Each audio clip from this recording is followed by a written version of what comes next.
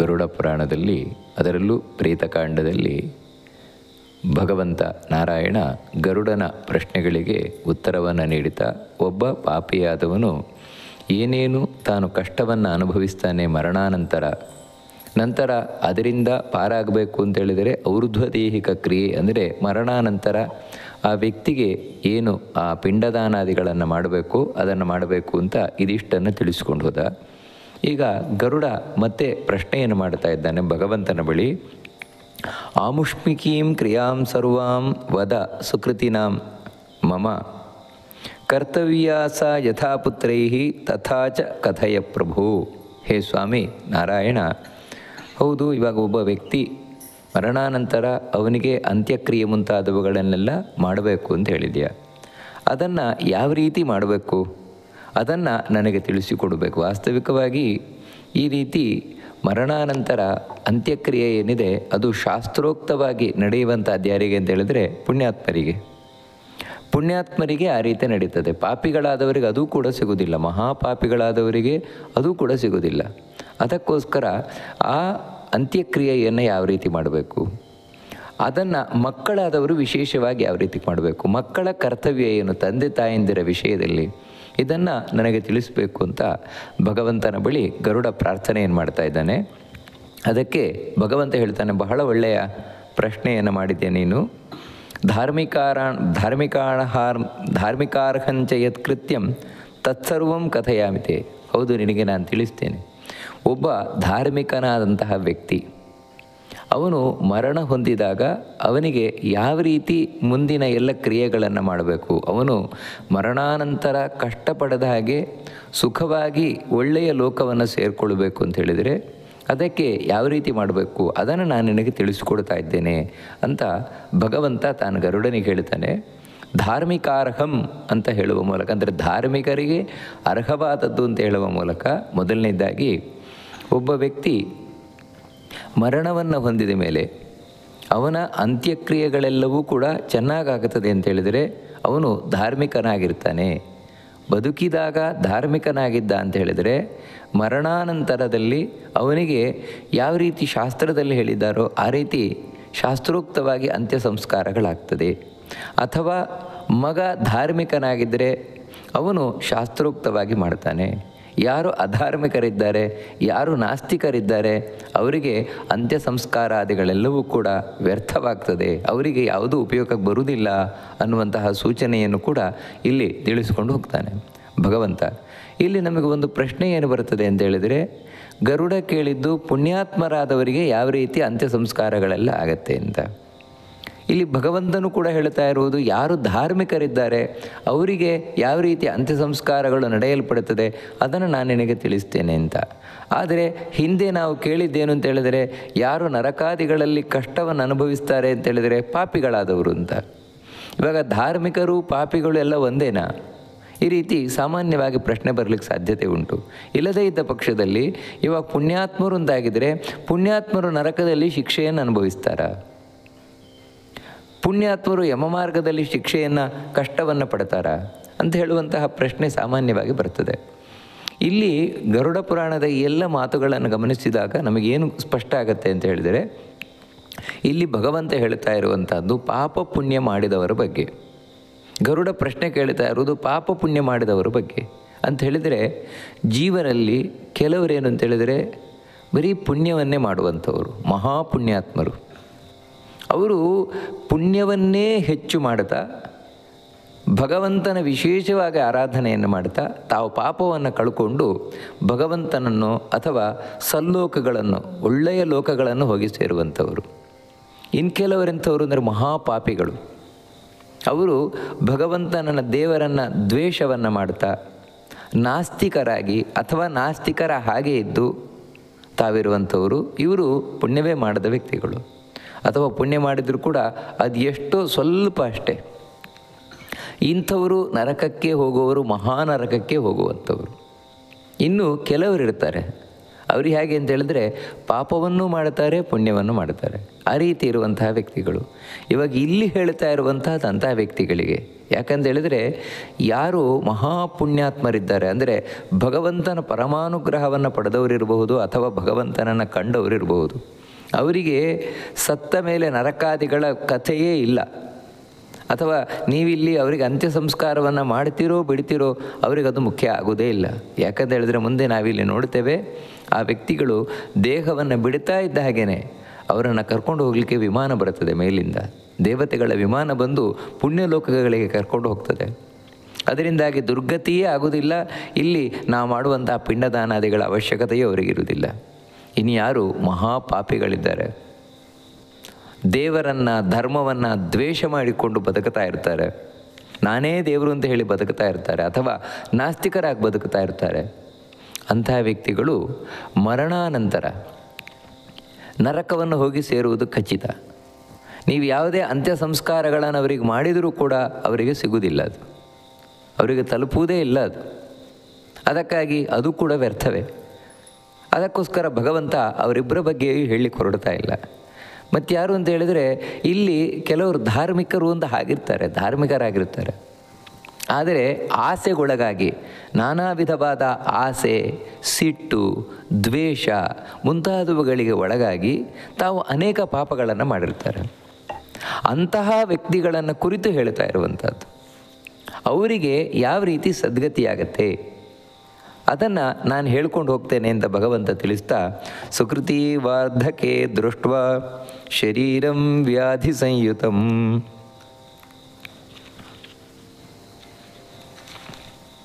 ಪ್ರತಿಕೂಲಾನುಗ್ರಹಾಶ್ಚೈವ ಪ್ರಾಣಘೋಷಸ್ಯ ಚ ಶ್ರುತಿಂ. ಒಬ್ಬ ವ್ಯಕ್ತಿ ವಯಸ್ಸಾಗ್ತಾ ಇದೆ ಅಂತ ಹೇಳಿದಾಗ ಮೊದಲು ಯೋಚನೆಯನ್ನು ಮಾಡಬೇಕಾದದ್ದು ಸಾವಿನ ಬಗ್ಗೆ ಅಂತ ಹೇಳ್ತಾರೆ. ಭಗವಂತ ತಿಳಿಸ್ಕೊಂಡು ಹೋಗ್ತಾನೆ. ಅದಕ್ಕೆ ಸುಕೃತಿಯಿಂದ ಮೊದಲು ಹೇಳ್ತಾನೆ. ಸುಕೃತಿ ಅಂದರೆ ಒಬ್ಬ ಪುಣ್ಯಾತ್ಮನಾದ ವ್ಯಕ್ತಿ ವಯಸ್ಸಾಗ್ತಾ ಇದೆ ಅಂತ ಹೇಳಿದಾಗ ಅದೊಂದು ಸೂಚನೆ. ಯಾಕಂದರೆ ಈ ವಯಸ್ಸಿನ ಲೆಕ್ಕಾಚಾರ ಮನುಷ್ಯನಿಗೆ ಯಾಕೆ ಬೇಕು ಅಂತ ಹೇಳಿದರೆ ಇದೇ ಈ ಕಾರಣದಿಂದಲೇ, ಸಾವಿನ ಕಾರಣದಿಂದಲೇ. ಅಂದರೆ ನನಗೆ 70 ವರ್ಷ ಆಯಿತು ಅಂತ ಹೇಳಿದರೆ ಗಟ್ಟಿಮುಟ್ಟಾಗಿದ್ದೆ ಅಂತ ಹೇಳಿದರೆ ಇನ್ನು 30 ವರ್ಷ ಬದುಕಿ ಏನು ಅಂತ. 80 ಆಯಿತು ಅಂತ ಹೇಳಿದರೆ ಗಟ್ಟಿಮುಟ್ಟಾಗಿದ್ದರೆ ಇನ್ನೊಂದು 20 ವರ್ಷ ಬದುಕಿ ಏನು ಅಂತ. ಆ ರೀತಿ ಅದು ಗಟ್ಟಿಮುಟ್ಟಾಗಿದ್ದರೆ, ಆರೋಗ್ಯವಂತನಾಗಿದ್ದರೆ. ಅದರ ಮಧ್ಯದಲ್ಲಿಯೇ ರೋಗ ರುಜಿನಗಳು ಬರಬಹುದು, ಹೋಗ್ಬೋದು. ಆದರೆ ಈ ದೇಹದ ಆಯುಷ್ಯ ಎಷ್ಟು ಅಂತ ಹೇಳಿದರೆ 100 ವರ್ಷ. ಶತಮಾನಂ ಭವತಿ ಶತಾಯುಹು ಅಂತ ಹೇಳಿದಾಗೆ ಈ ದೇಹದ ಆಯುಷ್ಯ 100 ವರ್ಷ. ಹಬ್ಬಬ್ಬ ಅಂದರೆ 120 ವರ್ಷ, ಇನ್ನು ಹೆಚ್ಚು ಅಂದರೆ, ಆದರೆ ಸಾಮಾನ್ಯ 100 ವರ್ಷ ಅಂತ ಹೇಳುವಂಥದ್ದು. ಅದಕ್ಕೆ ಆ 100 ವರ್ಷದ ಲೆಕ್ಕಾಚಾರವನ್ನು ಇಟ್ಟುಕೊಂಡು ನನಗೆ 70 ವರ್ಷ ಆಯಿತು, 80 ವರ್ಷ ಆಯಿತು, 40 ವರ್ಷ ಆಯಿತು, 50 ವರ್ಷ ಆಯಿತು, ಈ ರೀತಿ ಹೇಳುವುದು.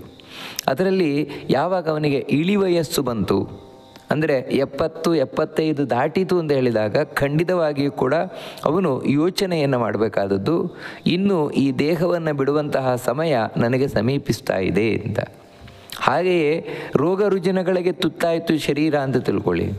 ಆಗಂತೂ ಕೂಡ ತಾನಿನ್ನೂ ಖಚಿತಪಡಿಸ್ಕೊಳ್ಬೇಕಾದದ್ದು, ಇನ್ನೂ ನನಗೆ ಈ ದೇಹವನ್ನು ಬಿಡುವ ಕಾಲ ಸಮೀಪಿಸ್ತಾ ಇದೆ ಅಂತ.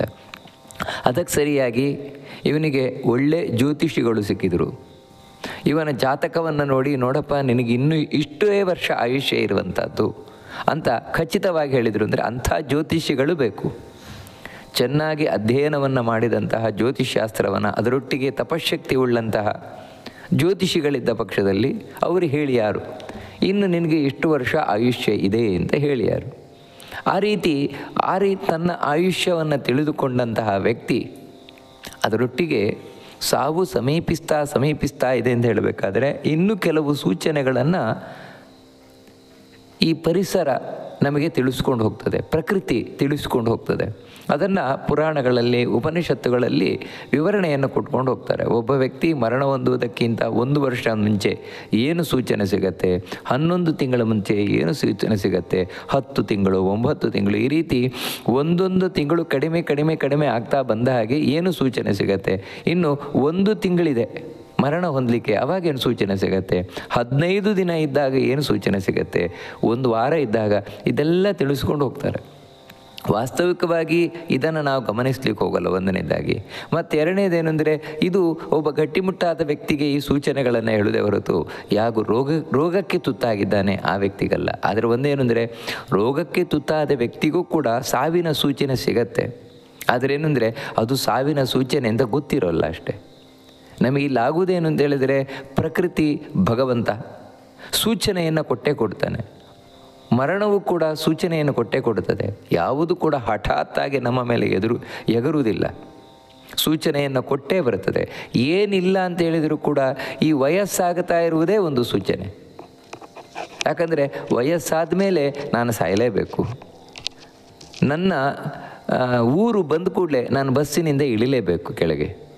ಆ ರೀತಿ ಆ ಮರಣ ಸಮೀಪಿಸ್ತಾ ಇದೆ ಅನ್ನೋದನ್ನು ತಿಳಿದು ಕೂಡಲೇ ಎಲ್ಲಕ್ಕಿಂತ ಮುಖ್ಯವಾಗಿ ಇನ್ನೊಂದು ಹೇಳ್ತಾರೆ, ಪ್ರಾಣಘೋಷಸ್ಯ ಚಾಶ್ರುತಿ ಅಂತ. ನಾವು ಎರಡೂ ಕಿವಿಗಳನ್ನು ಮುಚ್ಚಿಕೊಂಡ್ರೆ ಒಳಗಿನಿಂದ ಒಂದು ಶಬ್ದ ಕೇಳಿಸ್ತದೆ, ಅದನ್ನು ಪ್ರಾಣಘೋಷ ಅಂತ ಹೇಳ್ತಾರೆ. ಗುಯ್ ಅಂತ ಒಂದು ಒಳಗೆ ಶಬ್ದ ಕೇಳಿಸ್ತದೆ. ಇದನ್ನು ಅನೇಕ ಪುರಾಣಗಳಲ್ಲೂ ಕೂಡ ಹೇಳ್ತಾರೆ. ಒಬ್ಬ ವ್ಯಕ್ತಿ ಮರಣ ಹೊಂದುವುದಕ್ಕಿಂತ ಕೆಲವು ಗಂಟೆಗಳ ಮುಂಚಿತವಾಗಿ ಈ ಪ್ರಾಣಘೋಷ ನಿಂತು ಹೋಗ್ತದೆ ಅಂತ ಹೇಳ್ತಾರೆ. ಇದನ್ನು ಯಾವಾಗ ತಿಳಿದ ಒಬ್ಬ ವ್ಯಕ್ತಿ, ಅಥವಾ ಅವನಿಗೆ ಯಾವುದೋ ಒಂದು ಮಾರಕವಾದ ಕಾಯಿಲೆ ಬಂದಿದೆ, ಆ ಮಾರಕ ಕಾಯಿಲೆಯಿಂದಾಗಿ ಇನ್ನೂ ಅವನು ಬದುಕುವ ಅವಕಾಶವೇ ಇಲ್ಲ, ಸಾಯುವುದು ಖಾತ್ರಿ. ಯಾಕಂದರೆ ಡಾಕ್ಟ್ರು ಹೇಳಿ ಆಗಿದೆ, ಇನ್ನು ಇವರು ಬದುಕೋಲ್ಲ, ಇವರು ಸಾಯುವುದು ಖಾತ್ರಿ ಅಂತ. ಅದು ಗೊತ್ತಾದಾಗ, ನಾನು ಸಾಯ್ತೇನೆ ಅನ್ನೋದು ಖಚಿತವಾದಾಗ, ವಾಸ್ತವಿಕವಾಗಿ ಇವತ್ತೇನೆಂದರೆ ಬಂಧು ಬಾಂಧವರು ತಿಳಿಸುವುದಿಲ್ಲ, ಆ ವ್ಯಕ್ತಿಗೆ ದುಃಖ ಆಗತ್ತೆ, ನೋವಾಗತ್ತೆ ಎಂದು ತಿಳಿಸ್ಲಿಕ್ಕೆ ಹೋಗೋದಿಲ್ಲ. ಆದರೆ ಧಾರ್ಮಿಕರಾಗಿದ್ದ ಪಕ್ಷದಲ್ಲಿ ಅವರಿಗೆ ಅದನ್ನು ತಿಳಿಸಲೇಬೇಕು. ಯಾಕಂತ ಹೇಳಿದರೆ ಅವರು ಸಾಯಲಿಕ್ಕೆ ತಯಾರಾಗಬೇಕು. ಅದಕ್ಕೋಸ್ಕರ ಬದುಕಲಿಕ್ಕೆ ಮಾತ್ರ ನಾವು ತಯಾರಾಗೋದಲ್ಲ, ಸಾಯಲಿಕ್ಕೂ ತಯಾರಾಗಬೇಕು. ಏನು ಮೊದಲು ತಯಾರಾಗೋದು ಅಂದರೆ ಹೇಗೆ, ಅದನ್ನೇ ಇಲ್ಲಿ ಕೃಷ್ಣ ಭಗವಂತ ನಾರಾಯಣ ತಿಳಿಸ್ತಾ ಇದ್ದಾನೆ. ತದಾ ಸ್ವಮರಣಂ ಜ್ಞಾತ್ವ ನಿರ್ಭಯ ಸ್ಯಾತ್ ಅತಂತ್ರಿತಃ ಅಂತ ಹೇಳ್ತಾರೆ. ಮರಣ ಯಾವಾಗ ಸಮೀಪಿಸಿತು ಆಗ ಆ ವ್ಯಕ್ತಿ ಮೊದಲನೆಯದ್ದಾಗಿ ಭಯವನ್ನು ಬಿಡಬೇಕು ಅಂತ ಹೇಳ್ತಾನೆ, ಸ್ಪಷ್ಟವಾಗಿ ಹೇಳ್ತಾನೆ ಭಗವಂತ. ಯಾಕಂದರೆ ಅಯ್ಯೋ ನಾನು ಸಾಯ್ತೇನೆ ಸಾಯ್ತೇನೆ ಸಾಯ್ತೇನೆ ಅನ್ನುವುದೇ ಮನುಷ್ಯನಿಗೆ ದೊಡ್ಡ ಭಯ. ಯಾಕಂದರೆ ಜೀವನದುದ್ದಕ್ಕೂ ಕೂಡ ನಮ್ಮನ್ನು ಕಾಡಿದ್ದಿದೆ ಸಾವಿನ ಭಯ. ನಾನು ಎಲ್ಲದಕ್ಕೂ ಭಯಪಟ್ಟದ್ದು ಸಾವಿನಿಂದಲೇ. ನಾನು ಆ ಹಾವು ಕಚ್ಚಿ ಸಾಯ್ತೇನೇನು, ವಾಹನ ನನ್ನ ಮೇಲೆ ಹರಿದು ಸಾಯ್ತೇನೇನೋ, ನೀರಿಗೆ ಬಿದ್ದು ಸಾಯ್ತೇನೇನೋ, ಬೆಂಕಿ ನನ್ನ ಮೇಲೆ ಹೊತ್ತುಕೊಂಡು ಸಾಯ್ತೇನೇನೋ. ನೋಡಿ, ಈ ರೀತಿ ಎಲ್ಲದರ ಹಿಂದೆ ಇದ್ದದ್ದು ಸಾವಿನದ್ದೇ ಭಯ. ಈಗ ಆ ಸಾವೇ ನನ್ನ ಹತ್ತಿರ ಬಂದುಬಿಟ್ಟಿದೆ. ಹೆದರ್ಕೊಳ್ಬಾರ್ದು ಮೊದಲು ಸಾವಿಗೆ. ಮತ್ತು ನಮ್ಮ ಮನಸ್ಸಿಗೆ ನಾವು ಸರಿಯಾಗಿ ಗಟ್ಟಿಯಾಗಿ ತಿಳುವಳಿಕೆಯನ್ನು ತಿಳಿಸ್ಬಿಡಬೇಕು. ಇವತ್ತಲ್ಲ ನಾಳೆ ಸಾಯಲೇಬೇಕು, ಈಗಲ್ಲ ನಾಳೆ ಅಥವಾ ಮುಂದಿನ ವರ್ಷ ಯಾವಾಗಾದರೂ ದೇಹವನ್ನು ಬಿಡಲೇಬೇಕು. ಸಾವು ಅಂದರೆ ಇನ್ನೇನಲ್ಲ, ನಾನು ಇಲ್ಲ ಅಂತಲೇ ಆಗುವುದಲ್ಲ, ಮತ್ತು ಕೇವಲ ಈ ದೇಹವನ್ನು ಬಿಡುವುದಷ್ಟೇ. ಈ ದೇಹ ಬಿಟ್ಟ ಇನ್ನೊಂದು ದೇಹ. ಹೀಗೆ ನಾವು ಸ್ಪಷ್ಟವಾಗಿ ನಮ್ಮ ಮನಸ್ಸಿಗೆ ಸಾವಿನ ಬಗ್ಗೆ ತಿಳಿಸಿಕೊಡಬೇಕು. ಸಾವು ಅನ್ನುವುದು ಭಯ ಅಲ್ಲ, ಅದನ್ನು ನಾವು ತೆಗೆದುಹಾಕಬೇಕು. ಮತ್ತೇನೆಂದರೆ ಸಾವು ಅಂದರೆ ಒಂದು ಬದಲಾವಣೆ ಅಷ್ಟೇ, ಕೇವಲ ಒಂದು ಬದಲಾವಣೆ ಸಾವು ಅನ್ನುವಂಥದ್ದು. ಅಂದರೆ ಈ ದೇಹವನ್ನು ಬಿಡುವುದು, ಇನ್ನೊಂದು ದೇಹವನ್ನು ಪಡೆಯುವುದು, ಆ ಬದಲಾವಣೆ ಅಷ್ಟೇ. ಅದಕ್ಕಾಗಿ ನಾವು ಭಯ ಪಟ್ಟುಕೊಂಡು ಕೂತ್ಕೊಳ್ಳೋದಲ್ಲ. ಮತ್ತೇನೆಂದರೆ ಸಾವಿಗೆ ತಯಾರಾಗಬೇಕು. ಮತ್ತಿನ್ನೊಂದೇನು ಅಂತ ಹೇಳಿದರೆ ಅತಂತ್ರಿತಃ ಅಂತ ಹೇಳ್ತಾನೆ. ಅಂದರೆ ಯಾವುದೇ ಕಾರಣಕ್ಕೂ ಕೂಡ ತಾನು ಆ ಸಂದರ್ಭದಲ್ಲಿ ಅಜಾಗರೂಕತೆಯನ್ನು ತೋರಿಸಬಾರದು, ಬೇಜವಾಬ್ದಾರಿತನವನ್ನು ತೋರಿಸಬಾರದು. ಯಾಕೆಂತ ಹೇಳಿದರೆ ಸಾವು ಸಮೀಪಿಸ್ತಾ ಇದೆ ಅಂತ ಹೇಳಿದರೆ ಮುಂದಿನ ಕರ್ತವ್ಯಗಳನ್ನು ನಾನು ಮಾಡಲೇಬೇಕು. ಆ ಕರ್ತವ್ಯ ಮಾಡುವ ವಿಷಯದಲ್ಲಿ ಸೋಮಾರಿತನ ಮಾಡಲೇಬಾರದು. ಅಯ್ಯೋ ಮಾಡಿದರೆ ಸರಿ, ಅಥವಾ ಯಾಕೆ ಮಾಡಬೇಕು, ಬೇಕಾಗಿಲ್ಲ, ಆ ರೀತಿಯೆಲ್ಲ ಹೇಳಲೇಬೇಡಿ. ಮತ್ತು ಆ ಸಂದರ್ಭದಲ್ಲಿ ತಾನು ಯಾವತ್ತೂ ಕೂಡ ಸೋಮಾರಿತನಕ್ಕೆ ಒಳಗಾಗದೆ, ಬೇಜವಾಬ್ದಾರಿತನಕ್ಕೆ ಒಳಗಾಗದೆ ತನ್ನ ಮುಂದಿನ ಬದುಕಿಗೆ, ಯಾಕಂದರೆ ಆಗ ನಾವು ಮಾಡುವಂತಹ ಬೇಜವಾಬ್ದಾರಿತನ ಮುಂದಿನ ಬದುಕು ಸಂಪೂರ್ಣವಾಗಿ ಹಾಳು ಮಾಡಿಬಿಡ್ತದೆ, ಮುಂದಿನ ಬದುಕನ್ನು. ಅದಕ್ಕೋಸ್ಕರ ಆ ಮರಣದ ಸಂದರ್ಭದಲ್ಲಿ ತಾನು ಅಜಾಗರೂಕತೆಯನ್ನು ಮಾಡದೆ ಮತ್ತೇನಂತ ಹೇಳಿದರೆ ತಾನು ಜಾಗರೂಕತೆಯಿಂದ ಮಾಡಬೇಕಾದದನ್ನು ಮಾಡಬೇಕು. ಭಯವನ್ನು ತೊರೆದು ಏನು ಮಾಡಬೇಕು ಅಂತ ಹೇಳಿದರೆ, ತಾನೇನು ಪಾಪಗಳನ್ನು ಮಾಡಿದ್ದೇನೆ ಈ ಜನ್ಮದಲ್ಲಿ ಆ ಎಲ್ಲ ಪಾಪಗಳಿಗೆ, ಅದು ಎರಡು ರೀತಿ, ಅಜ್ಞಾತ ಜ್ಞಾತ ಪಾಪನ. ಕೆಲವೊಂದು ನನಗೆ ಗೊತ್ತಿಲ್ಲದೆ ಪಾಪ ನಡೆದೋಗ್ಬಿಟ್ಟಿದೆ, ಕೆಲವು ಗೊತ್ತಿದ್ದು ಪಾಪ ಮಾಡಿದ್ದೇನೆ. ಇದು ಪಾಪ ಅಂತ ಗೊತ್ತಿದ್ದು ನಾನು ಮಾಡಿದ್ದೇನೆ. ಹೀಗೆ ಗೊತ್ತಿದ್ದು ಮಾಡಿದ ಪಾಪ, ಗೊತ್ತಿಲ್ಲದೆ ಮಾಡಿದ ಪಾಪ, ಇದೆಲ್ಲದಕ್ಕೂ ಕೂಡ ತಾನು ಪ್ರಾಯಶ್ಚಿತ್ತವನ್ನು ಮಾಡಬೇಕು. ಹೇಗೆ, ಏನು ಪ್ರಾಯಶ್ಚಿತ್ತ ಮಾಡಬೇಕು ಅಂತ ಹೇಳಿದರೆ, ಯಾವಾಗ ಮರಣಕಾಲ ಸಮೀಪಿಸ್ತಾ ಇದೆ, ಗೊತ್ತು ನಾನು ಸಾಯ್ತೇನೆ ಅಂತ, ಅದಕ್ಕೆ ಸರಿಯಾಗಿ ದೇವರು ಆರೋಗ್ಯವನ್ನು ಕೊಟ್ಟಿದ್ದಾರೆ, ಹಾಗಿದ್ದಾಗ ತಾನು ಸ್ನಾನ ಮಾಡಬೇಕಂತೆ. ಸ್ನಾನವನ್ನು ಮಾಡಿ ಭಗವಂತನ ಪೂಜೆಯನ್ನು ಮಾಡಬೇಕಂತೆ, ವಿಷ್ಣುವಿನ ಪೂಜೆಯನ್ನು ಮಾಡಬೇಕು. ಶಾಲಗ್ರಾಮ ಮುಂತಾದವುಗಳಿದ್ದರೆ ಬ್ರಾಹ್ಮಣರು ಶಾಲಗ್ರಾಮ ಮುಂತಾದವುಗಳನ್ನು ಪೂಜೆ ಮಾಡುವುದು. ಉಳಿದವರು ಬೇರೆ ಯಾರೇ ಜಾತಿಯವರಿರ್ಬೋದು, ಆ ಸಂದರ್ಭದಲ್ಲಿ ತಾವು ಯಾವ ರೀತಿ ಭಗವಂತನನ್ನು ಫೋಟೋದಲ್ಲಿ ಆರಾಧನೆ ಮಾಡ್ತಾಯಿದ್ರು, ಫೋಟೋದಲ್ಲಾಗ್ಬೋದು, ಬೇರೆ ಯಾವ ರೀತಿಯಿಂದಲಾದರೂ ಭಗವಂತನನ್ನು ಆರಾಧನೆಯನ್ನು ಮಾಡಬೇಕು. ಬ್ರಾಹ್ಮಣರಾಗಿದ್ದ ಪಕ್ಷದಲ್ಲಿ ತಾವು ಭಗವಂತನನ್ನು ಗಂಧ ಪುಷ್ಪಗಳಿಂದ ಪೂಜೆ ಮುಡಿಸಿ, ನಂತರ ನೈವೇದ್ಯಾದಿಗಳನ್ನು ಸಮರ್ಪಿಸಿ, ಅನ್ನ ಮಾಡಿ ನೈವೇದ್ಯವನ್ನು ಮಾಡಿ, ಅದರಿಂದ ಸಾಧ್ಯ ಇದ್ದರೆ ಬ್ರಾಹ್ಮಣರಿಗೆ ಭೋಜನವನ್ನು ಹಾಕಬೇಕು ಅಂತ ಹೇಳ್ತಾರೆ. ಇನ್ನು ಉಳಿದ ಜಾತಿಯವರಾಗಿದ್ದರೆ ಆ ಸಂದರ್ಭದಲ್ಲಿ ತಾವು ಯಾರಾದರೂ ಬ್ರಾಹ್ಮಣರು ಸಿಕ್ಕಿದರೆ ಅವರಿಗೆ ಭೋಜನ ಮಾಡಲಿಕ್ಕೆ ಏನು ಸಾಮಗ್ರಿಗಳು ಬೇಕೋ ಅದನ್ನೆಲ್ಲ ದಾನವನ್ನು ಕೊಡಬಹುದು ಆ ಸಂದರ್ಭದಲ್ಲಿ ಅಂತ ಹೇಳ್ತಾರೆ. ಮತ್ತು ತಾನು ಜಪವನ್ನು ಮಾಡಬೇಕು, ಮಂತ್ರ ಜಪವನ್ನು ಮಾಡಬೇಕು. ಬ್ರಾಹ್ಮಣರಾಗಿದ್ದರೆ ನಾರಾಯಣಾಷ್ಟಾಕ್ಷರ ಮಂತ್ರ, ವಾಸುದೇವ ದ್ವಾದಶಾಕ್ಷರ ಮಂತ್ರ ಮುಂತಾದ ಮಂತ್ರಗಳ ಸ್ಮರಣೆ.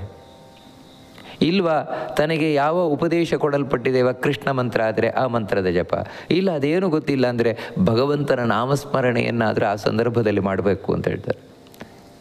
ಮರಣಕಾಲ ಸಮೀಪಿಸ್ತಾ ಇದೆ ಅಂತ ಹೇಳಿದರೆ ಭಗವಂತನ ನಾಮಸ್ಮರಣೆಯನ್ನು ವಿಶೇಷವಾಗಿ ಮಾಡಬೇಕಾದದ್ದು. ವಿಷ್ಣುವಿನ ನಾಮಸ್ಮರಣೆಯನ್ನು, ಶಿವನ ನಾಮಸ್ಮರಣೆಯನ್ನು. ಯಾಕಂತ ಹೇಳಿದರೆ ವಿಷ್ಣು ಸಕಲ ಪಾಪಗಳನ್ನು ಪರಿಹರಿಸಿ ನಮ್ಮನ್ನು ಉದ್ಧರಿಸುವವನು, ಶಿವನಾದರೂ ಅಪಮೃತ್ಯುವನ್ನು ಪರಿಹರಿಸುವವನು. ಅಷ್ಟು ಮಾತ್ರ ಅಲ್ಲ, ಶಿವನನ್ನು ಯಾಕೆ ವಿಶೇಷವಾಗಿ ಸ್ಮರಿಸಬೇಕು ಅಂತ ಹೇಳಿದರೆ ಕಡೆ ಕಾಲದಲ್ಲಿ ದೇವರ ನೆನಪು ನಮಗೆ ತಂದುಕೊಡುವವನು ಶಿವ. ಕಾಶಿ ಮರಣಾನ್ ಮುಕ್ತಿ ಅಂತ ಹೇಳ್ತಾರೆ. ಕಾಶಿಯಲ್ಲಿ ಸತ್ತರೆ ಅವನು ಮೋಕ್ಷ ಪಡಿತಾನೆ ಅಂತ. ಹೇಗೆ ಅಂತ ಹೇಳಿದರೆ ಕಾಶಿಯಲ್ಲಿ ಅವನು ಸಾಧನೆಯನ್ನು ಮಾಡ್ತಾ ಸಾಯ್ತಾನೆ ಅಂತ ಹೇಳಿದರೆ, ಕಾಶಿ ವಿಶ್ವನಾಥನ ಕ್ಷೇತ್ರ, ಈ ಶಿವನ ಕ್ಷೇತ್ರ. ಶಿವ ಕಡೆಕಾಲದಲ್ಲಿ ಅವನ ಕಿವಿಯಲ್ಲಿ ಬಂದು ಭಗವಂತನ ನಾಮಸ್ಮರಣೆಯನ್ನು ಹೇಳಿ ಹೋಗ್ತಾನಂತೆ. ರಾಮನ ನಾಮವನ್ನು ತಾನು ಅವನ ಕಿವಿಯಲ್ಲಿ ಉಸುರಿ ಹೋಗ್ತಾನಂತೆ. ಹಾಗಾಗಿ ಆ ಕಡೆಯ ಕಾಲದಲ್ಲಿ ನಮಗೆ ದೇವರ ಸ್ಮರಣೆಯನ್ನು, ವಿಷ್ಣುವಿನ ಸ್ಮರಣೆಯನ್ನು ಕೊಡುವವನು ಶಿವ. ಅದಕ್ಕೋಸ್ಕರ ಆ ಶಿವನನ್ನು ನಾವು ಸ್ಮರಿಸಬೇಕು, ವಿಷ್ಣುವನ್ನು ಸ್ಮರಿಸಬೇಕು. ಮತ್ತು ಇನ್ನೊಂದು ಮಾತನ್ನು ಹೇಳ್ತಾರೆ, ಒಂದೊಮ್ಮೆ ಯಾರು ಸಾಯ್ತಾ ಇದ್ದಾನೆ ಆ ವ್ಯಕ್ತಿಗೆ ಇಷ್ಟೆಲ್ಲ ತಾಕತ್ತಿಲ್ಲ. ಯಾಕಂದರೆ ಅವನು ರೋಗಕ್ಕೆ ತುತ್ತಾಗಿದ್ದಾನೆ. ರೋಗಕ್ಕೆ ತುತ್ತಾಗಿ ಹಾಸಿಗೆಯಲ್ಲಿ ತಾನು ಒದ್ದಾಡ್ತಾ ಇದ್ದಾನೆ. ಎದೆ ಉಸಿರು ಅಂದರೆ ಮೇಲುಸಿರು ಬಿಡ್ತಾ ಇದ್ದಾನೆ, ಸಾಯುವ ಸೂಚನೆಯಾಗಿ. ಅವಾಗೇನು ಮಾಡಬೇಕು ಅಂದರೆ, ರೋಗಿಣೋಂತಿಕಮಾಸಾಧ್ಯ ಶೋಚನೀಯಂ ನ ಬಾಂಧವೈಹಿ ಸ್ಮರಣೀಯಂ ಪವಿತ್ರನ್ಮೇ ನಾಮಧ್ಯೇಯಂ ಮುಹುರ್ಮುಹು. ಯಾರು ಬಂಧು ಬಾಂಧವರು ಅಂತಿದ್ದಾರೆ ಅವರು ಆ ರೋಗಿಯ ಸುತ್ತುವರಿದು ಆ ಸಂದರ್ಭದಲ್ಲಿ ಅಳುವುದಲ್ಲ ಅಂತ ಹೇಳ್ತಾರೆ. ಅಳಬಾರದು, ಅಯ್ಯೋ ಇವರು ಹೋಗಿಬಿಡ್ತಾರೆ, ನಮ್ಮ ತಂದೆ ಹೋಗಿಬಿಡ್ತಾರೆ, ಅಳುವವರು ಬಂಧುಗಳಲ್ಲ. ಮತ್ತೇನೆಂದರೆ ಆ ಸಂದರ್ಭದಲ್ಲಿ ಭಗವಂತನ ಪವಿತ್ರವಾದ ನಾಮಸ್ಮರಣೆಯನ್ನು ನಾವಲ್ಲಿ ಮಾಡಬೇಕು, ಧ್ಯಾನ ಮಾಡಬೇಕು. ಒಂದು ಬಾರಿ ಅಲ್ಲ, ಅನೇಕ ಬಾರಿ. ಎಷ್ಟರವರೆಗೆ ಅಂದರೆ ಆ ರೋಗಿಯ ಕಿವಿಗೆ ಕೇಳಬೇಕು. ಆ ರೀತಿ ಭಗವಂತನ ನಾಮಸ್ಮರಣೆಯನ್ನು ಮಾಡಬೇಕಂತೆ. ಒಂದನೇದಾಗ ನಾವು ತಿಳ್ಕೊಳ್ಬೇಕು ಅಂದರೆ, ಎಂಥ ರೋಗಿಯ ಸಮೀಪದಲ್ಲಿದ್ದರೆ, ಯಾರು ಬದುಕಿದ್ದಾಗ ಗಟ್ಟಿಮುಟ್ಟಿದ್ದಾಗ ಆ ಭಗವಂತನನ್ನು ಸ್ಮರಣೆ ಮಾಡಿದ್ದಾನೆ ಅಂತಹ ವ್ಯಕ್ತಿಯ ಬಳಿ ನಾವು ಈ ದೇವರನ್ನು ಸ್ಮರಣೆ ಮಾಡಬೇಕೆ ಹೊರತು, ಯಾರು ಬದುಕಿದ್ದಾಗ ಒಂದು ಬಾರಿಯೂ ದೇವರನ್ನು ಸ್ಮರಣೆ ಮಾಡಿಲ್ಲ, ದೇವರ ಆರಾಧನೆಯನ್ನು ಮಾಡಿಲ್ಲ ಅಂಥವನ ಬಳಿ ಕಡೆ ಕಾಲದಲ್ಲಿ ನೀವು ಎಷ್ಟು ದೇವರ ಸ್ಮರಣೆ ಮಾಡಿದರೂ ಏನು ಪ್ರಯೋಜನ ಆಗೋದಿಲ್ಲ. ಯಾಕಂತ ಹೇಳಿದರೆ ಅವನಿಗೆ ಅದು ಒಂಥರ ಕಷ್ಟ ಆಗತ್ತೆ. ಯಾಕಂದರೆ ಬದುಕಿದ್ದಾಗ ಅವನಿಗೆ ದೇವರು ಬೇಡ ಅಂತ ಕೂತವನು, ದೇವರ ಸ್ಮರಣೆ ಮಾಡದವನು. ಅಂಥ ವ್ಯಕ್ತಿಗೆ ಕಡಿಕಾಲದಲ್ಲಿ ನೀವು ದೇವರ ಬಗ್ಗೆ ಹೇಳಲಿಕ್ಕೆ ಹೋದರೆ ಅವನಿಗೆ ಅದು ಕಿರಿಕಿರಿ ಉಂಟಾಗ್ಬೋದು. ಯಾರು ಭಗವದ್ ಭಕ್ತರಿದ್ದಾರೆ ಅಂಥವರಿಗೆ ನಮಗೇನು ಪ್ರಶ್ನೆ ಬರ್ತದೆ ಅಂದರೆ, ಅಲ್ಲ ದೇವ್ರ ಭಕ್ತರಿಗೂ ರೋಗ ಬರ್ತದ? ರೋಗ ರುಜಿನ ಬಂದು ಅವರು ಆ ರೀತಿ ಒದ್ದಾಡ್ತಾ ಇರುವುದುಂಟ ಅಂತ. ಅದೇ ನಾನು ಹಿಂದೆ ಹೇಳಿದ್ದು. ಇದು ಹೇಳ್ತಾ ಇರುವಂಥದ್ದು ಯಾರು ಪಾಪ ಪುಣ್ಯಗಳನ್ನು ಮಾಡಿದ್ದಾರೆ ಅಂಥ ವ್ಯಕ್ತಿಗಳಿಗೆ ಅಂತ ಹೇಳಿದರೆ, ಆ ವ್ಯಕ್ತಿ ದೇವರಲ್ಲಿ ಭಕ್ತಿ ಮಾಡಿರ್ಬೋದು, ಧರ್ಮಾಚರಣೆ ಮಾಡಿರ್ಬೋದು, ಆದರೆ ಏನು ಮಾಡ್ತೀರಿ, ಕಾಮ ಕ್ರೋಧ ಮುಂತಾದವುಗಳಿಗೆ ಒಳಗಾಗಿ ಪಾಪವನ್ನು ಮಾಡಿದ್ದಾನೆ ಅವನು. ಅದಕ್ಕೋಸ್ಕರ ಅವನು ರೋಗಕ್ಕೆ ತುತ್ತಾಗಿದ್ದಾನೆ. ಅದಕ್ಕೆ ಅಂಥ ವ್ಯಕ್ತಿಯ ಬಳಿ ನಾವು ಈ ದೇವರ ನಾಮಸ್ಮರಣೆಯನ್ನು ವಿಶೇಷವಾಗಿ ಮಾಡಬೇಕು. ಮತ್ಸ್ಯ, ಕೂರ್ಮ, ವರಾಹ, ನರಸಿಂಹ, ವಾಮನ, ಪರಶುರಾಮ, ರಾಮ, ಕೃಷ್ಣ, ಬುದ್ಧ, ಕಲ್ಕಿ ಮುಂತಾದ ಭಗವಂತನ ರೂಪಗಳನ್ನು, ಆ ರೂಪಕ್ಕೆ ಸಂಬಂಧಪಟ್ಟಂತಹ ನಾಮಗಳನ್ನು, ಮಹಿಮೆಗಳನ್ನು ಆ ಸಂದರ್ಭದಲ್ಲಿ ಯಾರು ಬಂಧು ಬಾಂಧವರಿದ್ದಾರೆ ಅವರು ಆ ಸುತ್ತಲೂ ಕೂತು ತಾವು ಸ್ಮರಣೆಯನ್ನು ಮಾಡಬೇಕಂತೆ. ಕಡೆಗೆ ಕೃಷ್ಣ ಕೃಷ್ಣ ಅಂತ ಕೃಷ್ಣನ ನಾಮಸ್ಮರಣೆಯನ್ನು ಮಾಡಬೇಕಂತೆ. ಕೃಷ್ಣೇತಿ ಮಂಗಲಂ ನಾಮ ಯಸ್ಯ ವಾಚಿ ಪ್ರವರ್ತತೆ ತಸ್ಯ ಭಸ್ಮೀ ಭವಂತ್ಯಾಶು ಮಹಾಪಾತಕ ಕೋಟಯಃ ಅಂತ ಹೇಳ್ತಾರೆ. ಕೃಷ್ಣ ಅಂತ ಮಂಗಳಕರವಾದ ನಾಮ. ಕೃಷ್ಣ ಕೃಷ್ಣ ಕೃಷ್ಣ ಕೃಷ್ಣಾಯ ನಮಃ ಅಂತ ಈ ರೀತಿ ಯಾರ ಬಾಯಿಯಲ್ಲಿ ಕೃಷ್ಣ ಎಂಬಂತಹ ಮಂಗಳಕರವಾದ ನಾಮಸ್ಮರಣೆ ಇದೆಯೋ ಅವನ ಎಲ್ಲ ಪಾಪಗಳು ಸುಟ್ಟು ಭಸ್ಮ ಆಗ್ತದೆ. ಯಾಕಂದರೆ ಕೃಷ್ಣನಾಮದ ಅರ್ಥವೇ ಅದು, ಕರ್ಷತಿ, ನಮ್ಮ ಎಲ್ಲ ಪಾಪಗಳನ್ನು ಸೆಳೆದು ಬಿಡ್ತಾನಂತೆ ಭಗವಂತ. ಅದಕ್ಕೆ ಅವನಿಗೆ ಕೃಷ್ಣ ಅಂತ ಹೆಸರು. ಅಂತಹ ಭಗವಂತನ ನಾಮಸ್ಮರಣೆಯನ್ನು ಮಾಡಬೇಕು. ಯಾಕಂತ ಹೇಳಿದರೆ ನಾವು ಪುರಾಣಗಳಲ್ಲಿ ಕೇಳಿದ್ದೇವೆ, ಅಜಾಮಿಳ ಜೀವನದುದ್ದಕ್ಕೂ ಪಾಪ ಮಾಡಿದವನು ಕಡೆಗೆ ತನ್ನ ಮಗನನ್ನು ಕರೆಯುವ ನೆಪದಿಂದ ಭಗವಂತನ ಸ್ಮರಣೆಯನ್ನು ಮಾಡಿ ಅದರಿಂದಾಗಿ ನಂತರ ತಾನು ಪ್ರಾಯಶ್ಚಿತ್ತವನ್ನು ಮಾಡಿಕೊಂಡು ಮುಕ್ತಿಯನ್ನು ಪಡೆದ. ಅಂದರೆ ಜೀವನದಲ್ಲಿ ಮಾಡಿದ ಎಲ್ಲ ಪಾಪಗಳನ್ನು ಭಗವಂತನ ನಾಮಸ್ಮರಣೆಯಿಂದಲೇ ಕಳೆದುಕೊಂಡವನು ಅಜಾಮಿಳ. ಇದನ್ನು ಯಾಕಂದರೆ ಕಡೆಕಾಲದಲ್ಲಿ ನಾವೇನು ಭಗವಂತನ ನಾಮಸ್ಮರಣೆಯನ್ನು ಮಾಡುತ್ತೇವೆ ಅದು ನಮ್ಮ ಸಕಲ ಪಾಪಗಳನ್ನು ಪರಿಹಾರ ಮಾಡುತ್ತದೆ. ಯಾಕಂತ ಹೇಳಿದರೆ ಹರೇರ್ ನಾಮ್ನಶ್ಚ ಯಾ ಶಕ್ತಿ ಪಾಪ ನಿರ್ಹರಣೆ ದ್ವಿಜ ತಾವತ್ ಕರ್ತು ಸಮರ್ಥೋನ ಪಾತಕಂ ಪಾತಕೀ ಜನ. ಭಗವಂತನ ನಾಮಸ್ಮರಣೆಗೆ ಎಷ್ಟು ಶಕ್ತಿ ಇದೆ, ನಮ್ಮ ಪಾಪಗಳನ್ನು ಪರಿಹರಿಸುವಂಥದ್ದು. ಅಷ್ಟು ಪಾಪ ಯಾವ ವ್ಯಕ್ತಿಗೂ ಮಾಡಲಿಕ್ಕೆ ಸಾಧ್ಯ ಇಲ್ಲ ಅಂತ ಹೇಳ್ತಾರೆ. ಯಾಕಂದರೆ ಅಷ್ಟು ಭಸ್ಮ ಮಾಡಿಬಿಡ್ತದಂತೆ. ಬೇಕಿದ್ರೆ ನಾವು ಮಾಡಿದ ಪಾಪ ಬೆಟ್ಟದಷ್ಟಿರಲಿ, ಹಿಮಾಲಯ ಪರ್ವತ ಶ್ರೇಣಿಗಳಿಗಿಂತಲೂ ಎಚ್ಚರವಾಗಿ ನಾವು ಮಾಡಿದ ಪಾಪಗಳ ರಾಶಿ ಇರಲಿ, ಆದರೆ ಅದನ್ನೆಲ್ಲ ಸುಟ್ಟು ಭಸ್ಮ ಮಾಡಲಿಕ್ಕೆ ಭಗವಂತನ ನಾಮಸ್ಮರಣೆ ಎಂಬಂತಹ ಒಂದು ಬೆಂಕಿಯ ಕಿಡಿ ಸಾಕಂತೆ. ಎಲ್ಲ ಹತ್ತಿಯ ರಾಶಿ ಇದ್ದರೂ ಕೂಡ ಇಡೀ ಹತ್ತಿಯ ರಾಶಿಯನ್ನು ಸುಟ್ಟು ಭಸ್ಮ ಮಾಡಲಿಕ್ಕೆ ಒಂದು ಬೆಂಕಿಯ ಕಿಡಿ ತಾಗ್ತಾನೆ. ಹಾಗೆಯೇ ನಮ್ಮ ಪಾಪದ ಬೆಟ್ಟಗಳನ್ನು ಸುಟ್ಟು ಭಸ್ಮ ಮಾಡಲಿಕ್ಕೆ ಭಗವಂತನ ನಾಮಸ್ಮರಣೆ ಎಂಬಂತಹದ್ದು ಸಾಕು ಅಂತ ಹೇಳ್ತಾರೆ. ಅದಕ್ಕೋಸ್ಕರ ಆ ಭಗವಂತನ ನಾಮಸ್ಮರಣೆಯನ್ನು ವಿಶೇಷವಾಗಿ ಮಾಡಬೇಕಾದದ್ದು. ಅದು ಶುದ್ಧ ಮನಸ್ಸಿನಿಂದಂತೂ ನಾವು ಸ್ಮರಣೆ ಮಾಡಿದರೆ ಸಕಲ ಪಾಪ ಪರಿಹಾರ ಆಗೋದರಲ್ಲಿ ಸಂಶಯವೇ ಇಲ್ಲ. ಒಂದೊಮ್ಮೆ ಮನಸ್ಸು ಕೆಟ್ಟು ಹೋಗಿದ್ರೂ ಕೂಡ ಸರಿಯೇ, ಭಗವಂತನ ನಾಮಸ್ಮರಣೆ ಮಾಡಿದರೆ ಪಾಪ ಹೋಗುವುದಂತೂ ಖಚಿತ. ಸ್ವಲ್ಪವಾದರೂ ಪಾಪ ಹೋಗ್ತದೆ. ಅದಕ್ಕಾಗಿ ಯಮ ತನ್ನ ಯಮ ಭಟರಿಗೆ ಸೂಚನೆಯನ್ನು ಕೊಟ್ಟುಬಿಟ್ಟಿದ್ದಾನಂತೆ. ಯಾಕಂತ ಹೇಳಿದರೆ ಆನಯಧ್ವಂ ನಾಸ್ತಿಕಂ ಜನಂ ನೈವಾನಯತ ಬೋಧೂತಾ ಹರಿನಾಮಸ್ಮರಂ ನರಂ. ನಾನು ನಿಮಗೆ ಪಾಶ ಹಾಕಿ ಎಳ್ಕೊಂಡು ಬನ್ನಿ ಅಂತ ಹೇಳ್ತೇನೆ, ಇಂಥವನನ್ನು ಕರ್ಕೊಂಬ ಅಂತ. ಆದರೆ ಯಾವ ವ್ಯಕ್ತಿಯನ್ನು ನೀವು ಕರ್ಕೊಂಬರಬೇಕು ಅಂದರೆ ಯಾರು ನಾಸ್ತಿಕನಾಗಿದ್ದಾನೆ, ಭಗವಂತನಲ್ಲಿ ಒಂದು ಬಾರಿಯೂ ಬದುಕಿನಲ್ಲಿ ಭಗವಂತನ ಬಗ್ಗೆ ಏನೂ ಮಾಡಿಲ್ಲ, ಬರೀ ಸ್ವಾರ್ಥಿಯಾಗಿ ಬದುಕಿದ್ದಾನೆ ಅಥವಾ ನಾಸ್ತಿಕನಾಗಿ ಬದುಕಿದ್ದಾನೆ, ಅಂತಹ ವ್ಯಕ್ತಿಯನ್ನು ನೀವು ಎಳ್ಕೊಂಬರಬೇಕೇ ಹೊರತು ಯಾರು ಭಗವಂತನ ನಾಮಸ್ಮರಣೆಯನ್ನು ಮಾಡ್ತಾ ಇರ್ತಾನೆ ಅಂತಹ ವ್ಯಕ್ತಿಯನ್ನು ನೀವು ಎಳ್ಕೊಂಬರಲಿಕ್ಕೆ ಯೋಗ್ಯರೇ ಅಲ್ಲ ಅಂತ ಹೇಳ್ತಾನೆ. ಯಾವ ರೀತಿ ದೇವರ ಸ್ಮರಣೆ ಮಾಡ್ತಾ ಇರ್ತಾರೆ ಅಂದರೆ ಅಚ್ಯುತಂ ಕೇಶವಂ ರಾಮನಾರಾಯಣಂ ಕೃಷ್ಣ ದಾಮೋದರಂ ವಾಸುದೇವಂ ಹರಿಂ ಶ್ರೀಧರಂ ಮಾಧವಂ ಗೋಪಿಕಾವಲ್ಲಭಂ ಜಾನಕೀ ನಾಯಕಂ ರಾಮಚಂದ್ರಂ ಭಜೆ. ಈ ರೀತಿ ಯಾರು ಆ ಭಗವಂತನನ್ನು ಸ್ಮರಣೆ ಮಾಡ್ತಾ ಇದ್ದಾರೆ, ಅಚ್ಯುತ, ಕೇಶವ, ರಾಮ, ನಾರಾಯಣ ಅಂತ ಈ ರೀತಿ, ಅಂದರೆ ಅದು ಬರಿಯ ಹೆಸರುಗಳಲ್ಲ ಭಗವಂತನದ್ದು. ಮತ್ತೇನೆಂದರೆ ಆ ಭಗವಂತನ ಗುಣಗಳನ್ನು ಗಾನ ಮಾಡ್ತಾ ಇರುವುದು.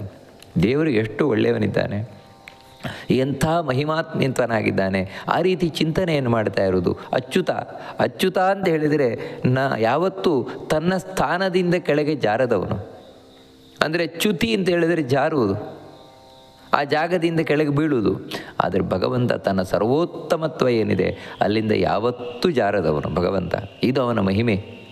ಅದರಿಂದಾಗಿಯೇ ನಮ್ಮನ್ನು ನರಕಕ್ಕೆ ಜಾರದಂತೆ ಕಾಪಾಡ್ತಾನೆ ಭಗವಂತ.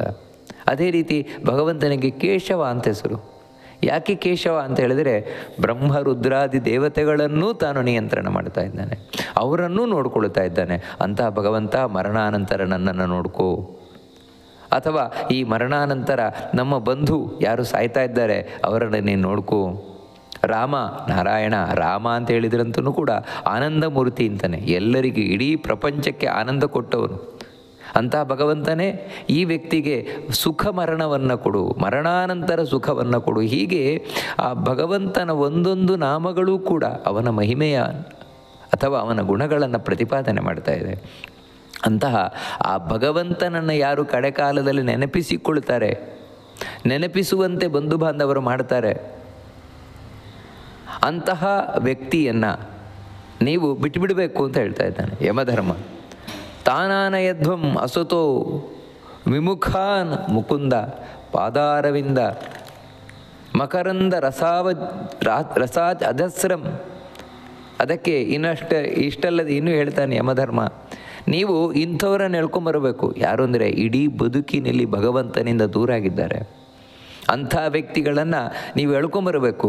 ಅಂದರೆ ಭಗವಂತನಿಂದ ದೂರ ಆದವರು ಅಂದರೆ ಹೇಗೆ? ಜಿಹ್ವಾನ ಭಕ್ತಿ ಭಗವದ್ ಗುಣನಾಮಧೇಯಂ. ಬದುಕಿನಲ್ಲಿ ಒಂದು ಬಾರಿಯೂ ಯಾರ ನಾಲಿಗೆ ಭಗವಂತನ ಗುಣವನ್ನು ಹೇಳಿಲ್ಲ, ಭಗವಂತನನ್ನು ಹೊಗಳಿಲ್ಲ, ಅಂಥ ವ್ಯಕ್ತಿ ಮಹಾಪಾಪಿಯವನು. ಅವನನ್ನು ನೀವು ನಿರ್ದಯವಾಗಿ ಹೇಳ್ಕೊಂಬನ್ನಿ. ಯಾಕಂದರೆ ನಾಲಿಗೆ ಕಂಡವರ ಬಗ್ಗೆ ಕಂಡ ಬಗ್ಗೆ ಮಾತಾಡುತ್ತದೆ ಎಲ್ಲವನ್ನು. ಯಾಕಂದರೆ ನಾಲಿಗೆಗೆ ಉಳಿದದ್ದೆಲ್ಲವೂ ನಮಗೆ ಬಹಳ ಸುಲಭವಾಗಿ ಕಾಣಿಸ್ತದೆ. ಆದರೆ ಆ ನಾಲಿಗೆಯಲ್ಲಿ ಸುಲಭವಾಗಿ ಯಾಕೆ ಭಗವಂತನ ನಾಮಸ್ಮರಣೆಯನ್ನು ಮಾಡಲಿಲ್ಲ? ಸುಲಭವಾಗಿ ಮಾಡಬೇಕಾದ ಭಗವಂತನ ನಾಮಸ್ಮರಣೆ ಯಾಕೆ ಮಾಡಲಿಲ್ಲ? ಅದಕ್ಕೋಸ್ಕರ ಅಂಥ ವ್ಯಕ್ತಿಯನ್ನು ಎಳ್ಕೊಂಬನ್ನಿ. ಅಷ್ಟು ಮಾತ್ರ ಅಲ್ಲ, ಚೇತಶ್ಚನ ಸ್ಮರತಿ ತಚ್ಚರಣಾರವಿಂದಂ. ನಾಲಿಗೆ ಕೆಲವರದ್ದು ಹೇಳ್ತದೆ ಕೃಷ್ಣ ರಾಮ ಗೋವಿಂದ ಅಂತ, ಆದರೆ ಮನಸ್ಸು ಚಿಂತಿಸುವುದೇ ಇಲ್ಲ. ಮನಸ್ಸಿನಲ್ಲಿರುವುದು ಬೇರೆಯೇ, ಬಾಯಿಯಲ್ಲಿ ಮಾತ್ರ ಬರ್ತಾ ಇರ್ತದೆ. ಇಂಥ ವ್ಯಕ್ತಿಯನ್ನು ಯಾರ ಮನಸ್ಸು ಒಂದು ಬಾರಿಯೂ ದೇವರನ್ನು ಸ್ಮರಣೆ ಮಾಡಲಿಲ್ಲ ಅಂಥವರನ್ನೇ ಹೇಳ್ಕೊಂಬನ್ನಿ. ಕೃಷ್ಣಾಯ ನೋ ನಮತಿ ಎಚ್ಚಿರ ಏಕದಾಪಿ. ಮನಸ್ಸು ದೇವರನ್ನು ಸ್ಮರಿಸಿತು, ಬಾಯಿ ದೇವರ ಬಗ್ಗೆ ಹೇಳಿತು. ಇದೆರಡೂ ಯಾವಾಗ ಸಾರ್ಥಕವಾಗತ್ತೆ ಅಂತೇಳಿದರೆ ಹೊರಗಿನಿಂದ ತಲೆ ದೇವರಿಗೆ ಬಾಗಬೇಕು, ಆಗ ಮಾತ್ರ ಸಾರ್ಥಕ. ಇಲ್ಲ, ಹೊರಗಿನಿಂದ ತಲೆ ಬಾಗಲೇ ಇಲ್ಲ, ಒಂದು ಬಾರಿಯೂ ದೇವರಿಗೆ ನಮಸ್ಕಾರ ಮಾಡಲಿಲ್ಲ, ಒಂದು ಬಾರಿಯೂ ದೇವರಿಗೆ ತಲೆ ಬಾಗಲಿಲ್ಲ, ಅಂಥ ವ್ಯಕ್ತಿ ಮನಸ್ಸಿನಲ್ಲಿ ದೇವರ ಬಗ್ಗೆ ಚಿಂತನೆ ಮಾಡ್ತಾ ಇಲ್ಲ ಅಂತಲೇ ಅರ್ಥ. ಮತ್ತೇನೆಂದರೆ ಬಾಯಿಯಲ್ಲಿ ಅವನು ಹೇಳ್ತಾ ಇರೋದು ಕೇವಲ ಬೂಟಾಟಿಕೆ ಅಂತ ಅರ್ಥ. ನಾವು ಬಾಯಿಯಲ್ಲಿ ದೇವರ ಬಗ್ಗೆ ಹೇಳಿದ್ದು, ಮನಸ್ಸಿನಲ್ಲಿ ದೇವರ ಬಗ್ಗೆ ಚಿಂತಿಸಿದ್ದು ಯಾವಾಗ ಸಾರ್ಥಕವಾಗಿರ್ತದೆ ಅಂದರೆ ದೇಹ ಬಾಗಬೇಕು. ಅದು ಬಿಟ್ಟು ಇಲ್ರಿ ಅವ್ರಿಗೆ ಮನಸ್ಸಿನಲ್ಲಿ ಭಕ್ತಿ ಇದೆ, ಹೊರಗೆ ತೋರಿಸಲ್ಲ ಅಷ್ಟೇ ಅವರು. ಈ ರೀತಿ ಯಾರಾದರೂ ಹೇಳಿದರೆ ಆ ರೀತಿ ಆಗಲಿಕ್ಕೆ ಸಾಧ್ಯವೇ ಇಲ್ಲ. ಒಬ್ಬ ವ್ಯಕ್ತಿ ಮನಸ್ಸಿನಲ್ಲಿ ಯಾರನ್ನೋ ಪ್ರೀತಿ ಮಾಡ್ತಾನೆ ಅಂತ ಹೇಳಿದ್ರೆ ಹೊರಗಿನಿಂದ ಅದನ್ನು ತೋರಿಸಿಯೇ ತೋರಿಸ್ತಾನವನು. ಆ ರೀತಿ ಇಲ್ಲಿ ಭಗವಂತನ ಬಗ್ಗೆ ಅವನಿಗೆ ಭಕ್ತಿ ಇದೆ ಅಂದರೆ ಹೊರಗಿನಿಂದ ನಮಸ್ಕರಿಸುವ ಮೂಲಕ, ದೇವರಿಗೆ ತಲೆಬಾಗುವ ಮೂಲಕ ಅದನ್ನು ತೋರಿಸಿಯೇ ತೋರಿಸ್ತಾನವನು. ಅದಕ್ಕೋಸ್ಕರ ಯಾರು ಒಂದು ಬಾರಿಯೂ ದೇವರಿಗೆ ತಲೆಬಾಗಲಿಲ್ಲ ಅವನನ್ನು ಆನಯಧ್ವಂ, ಅವನನ್ನು ಅಂತಹ ವ್ಯಕ್ತಿಯನ್ನು ನಿರ್ದಯವಾಗಿ ಕರ್ಕೊಂಬನ್ನಿ. ಯಾಕಂದರೆ ಬದುಕಿನಲ್ಲಿ ಮಾಡಬೇಕಾದ ಕರ್ತವ್ಯವನ್ನು ಅವನು ಮಾಡಲೇ ಇಲ್ಲ ಅಂತ. ಇದು ಯಮಧರ್ಮ ತನ್ನ ಭಟರಿಗೆ ಹೇಳಿದಂತಹ ಮಾತು ಅಂತ ಗರುಡ ಪುರಾಣ ಹೇಳ್ತದೆ. ಅದಕ್ಕಾಗಿ ತಸ್ಮಾತ್ ಸಂಕೀರ್ತನಂ ವಿಷ್ಣೋ ಜಗನ್ಮಂಗಲ ಅಂಹಸಾಂ ಮಹತಾಮಪಿ ಪಕ್ಷೀಂದ್ರ ವಿದ್ಯೇಕಾಂತಿಕ ನಿಷ್ಕೃತಿಂ ಅಂತ ಹೇಳ್ತಾರೆ. ನಾವು ಎಂಥ ಪಾಪಗಳನ್ನು ಮಾಡಿದರೂ ಕೂಡ ಆ ಎಲ್ಲ ಪಾಪಗಳನ್ನು ಕೊನೆಗೊಳಿಸುವಂಥದ್ದು ಈ ಭಗವಂತನ ನಾಮಸ್ಮರಣೆ, ಮಂಗಳಕರವಾದ ನಾಮಸ್ಮರಣೆ. ಯಾಕದನ್ನು ಮಂಗಳಕರ ಅಂತ ಹೇಳ್ತಾರೆ ಅಂದರೆ ಮರಣವೇ ಅಮಂಗಳ, ಮರಣಾನಂತರ ಸಂಪೂರ್ಣ ಅಮಂಗಳ ಅಂದರೆ ದುಃಖ ಕಷ್ಟ ಇದರಿಂದಲೇ ಕೂಡಿರುವುದು. ಅದೆಲ್ಲದರಿಂದ ಪಾರು ಮಾಡುವಂತಹ ಶಕ್ತಿ ಇದಕ್ಕಿದೆ, ಈ ಭಗವಂತನ ನಾಮಸ್ಮರಣೆಗಿದೆ. ಯಾರು ದೇವರಲ್ಲಿ ಭಕ್ತಿ ಮಾಡ್ತಾ ಇಲ್ಲ, ಯಾರು ಆ ವಿಷ್ಣುವಿನಲ್ಲಿ ಭಕ್ತಿ ಮಾಡದೆ ವಿಷ್ಣುವಿನ ಪೂಜಾದಿಗಳನ್ನು ಮಾಡದೇ ಇದ್ದಾನೆ ಅಂಥ ವ್ಯಕ್ತಿ ಕಡೆ ಕಾಲದಲ್ಲಿ ಏನೇ ಪ್ರಾಯಶ್ಚಿತ್ತಗಳನ್ನು ಮಾಡಿದರೂ ಕೂಡ, ಯಾವುದೇ ದಾನ ಮಾಡಲಿ, ಯಾವುದೇ ಸ್ನಾನ ಮಾಡಲಿ, ಯಾವುದೂ ಕೂಡ ಪ್ರಯೋಜನಕ್ಕೆ ಬರೋಲ್ಲ ಅಂತ ಹೇಳ್ತಾರೆ. ಪ್ರಾಯಶ್ಚಿತ್ತಾನಿ ಚೀರ್ಣಾನಿ ನಾರಾಯಣ ಪರಾಂಗುಖಂ ನ ನಿಷ್ಪುನಂತಿ ದುರ್ಬುದ್ಧಿಂ ಸುರಾಕುಂಭ ವಿವಾಗಪಗಾಹ ಅಂತ. ಯಾರು ನಾರಾಯಣನಿಂದ ವಿಮುಖನಾಗಿದ್ದಾನೆ, ಅಂದರೆ ನಾರಾಯಣನನ್ನು ಸರ್ವೋತ್ತಮ ಅಂತ ಒಪ್ಪಿಲ್ಲ, ಆ ಭಗವಂತನಲ್ಲಿ ತಾನು ಪ್ರೇಮಪೂರ್ವಕವಾಗಿ ಆರಾಧನೆಯನ್ನು ಭಕ್ತಿಯನ್ನು ಮಾಡಿಲ್ಲ, ಅಂಥ ವ್ಯಕ್ತಿ ಯಾವುದೇ ಪ್ರಾಯಶ್ಚಿತ್ತ ಮಾಡಿದರೂ, ಕೋಟಿ ಕೋಟಿ ಬೇಕಾದರೆ ದುಡ್ಡನ್ನು ಖರ್ಚು ಮಾಡಲಿ, ಯಜ್ಞ ಯಾಗಾದಿಗಳನ್ನು ಮಾಡಲಿ, ಅವನನ್ನು ಅದು ಪವಿತ್ರಗೊಳಿಸುವುದಿಲ್ಲ, ಪಾಪದಿಂದ ದೂರ ಮಾಡುವುದಿಲ್ಲ ಅವನನ್ನು. ಹೇಗೆ ಅಂತ ಹೇಳಿದರೆ, ಈ ಮದ್ಯದ ಬಾಟಲಿಯಲ್ಲಿ ನಾವು ಗಂಗಾಜಲವನ್ನು ತುಂಬಿಸಿಟ್ರೆ ಅದು ಉಪಯೋಗಕ್ಕೆ ಬರುವುದಿಲ್ಲ ತಾನೆ.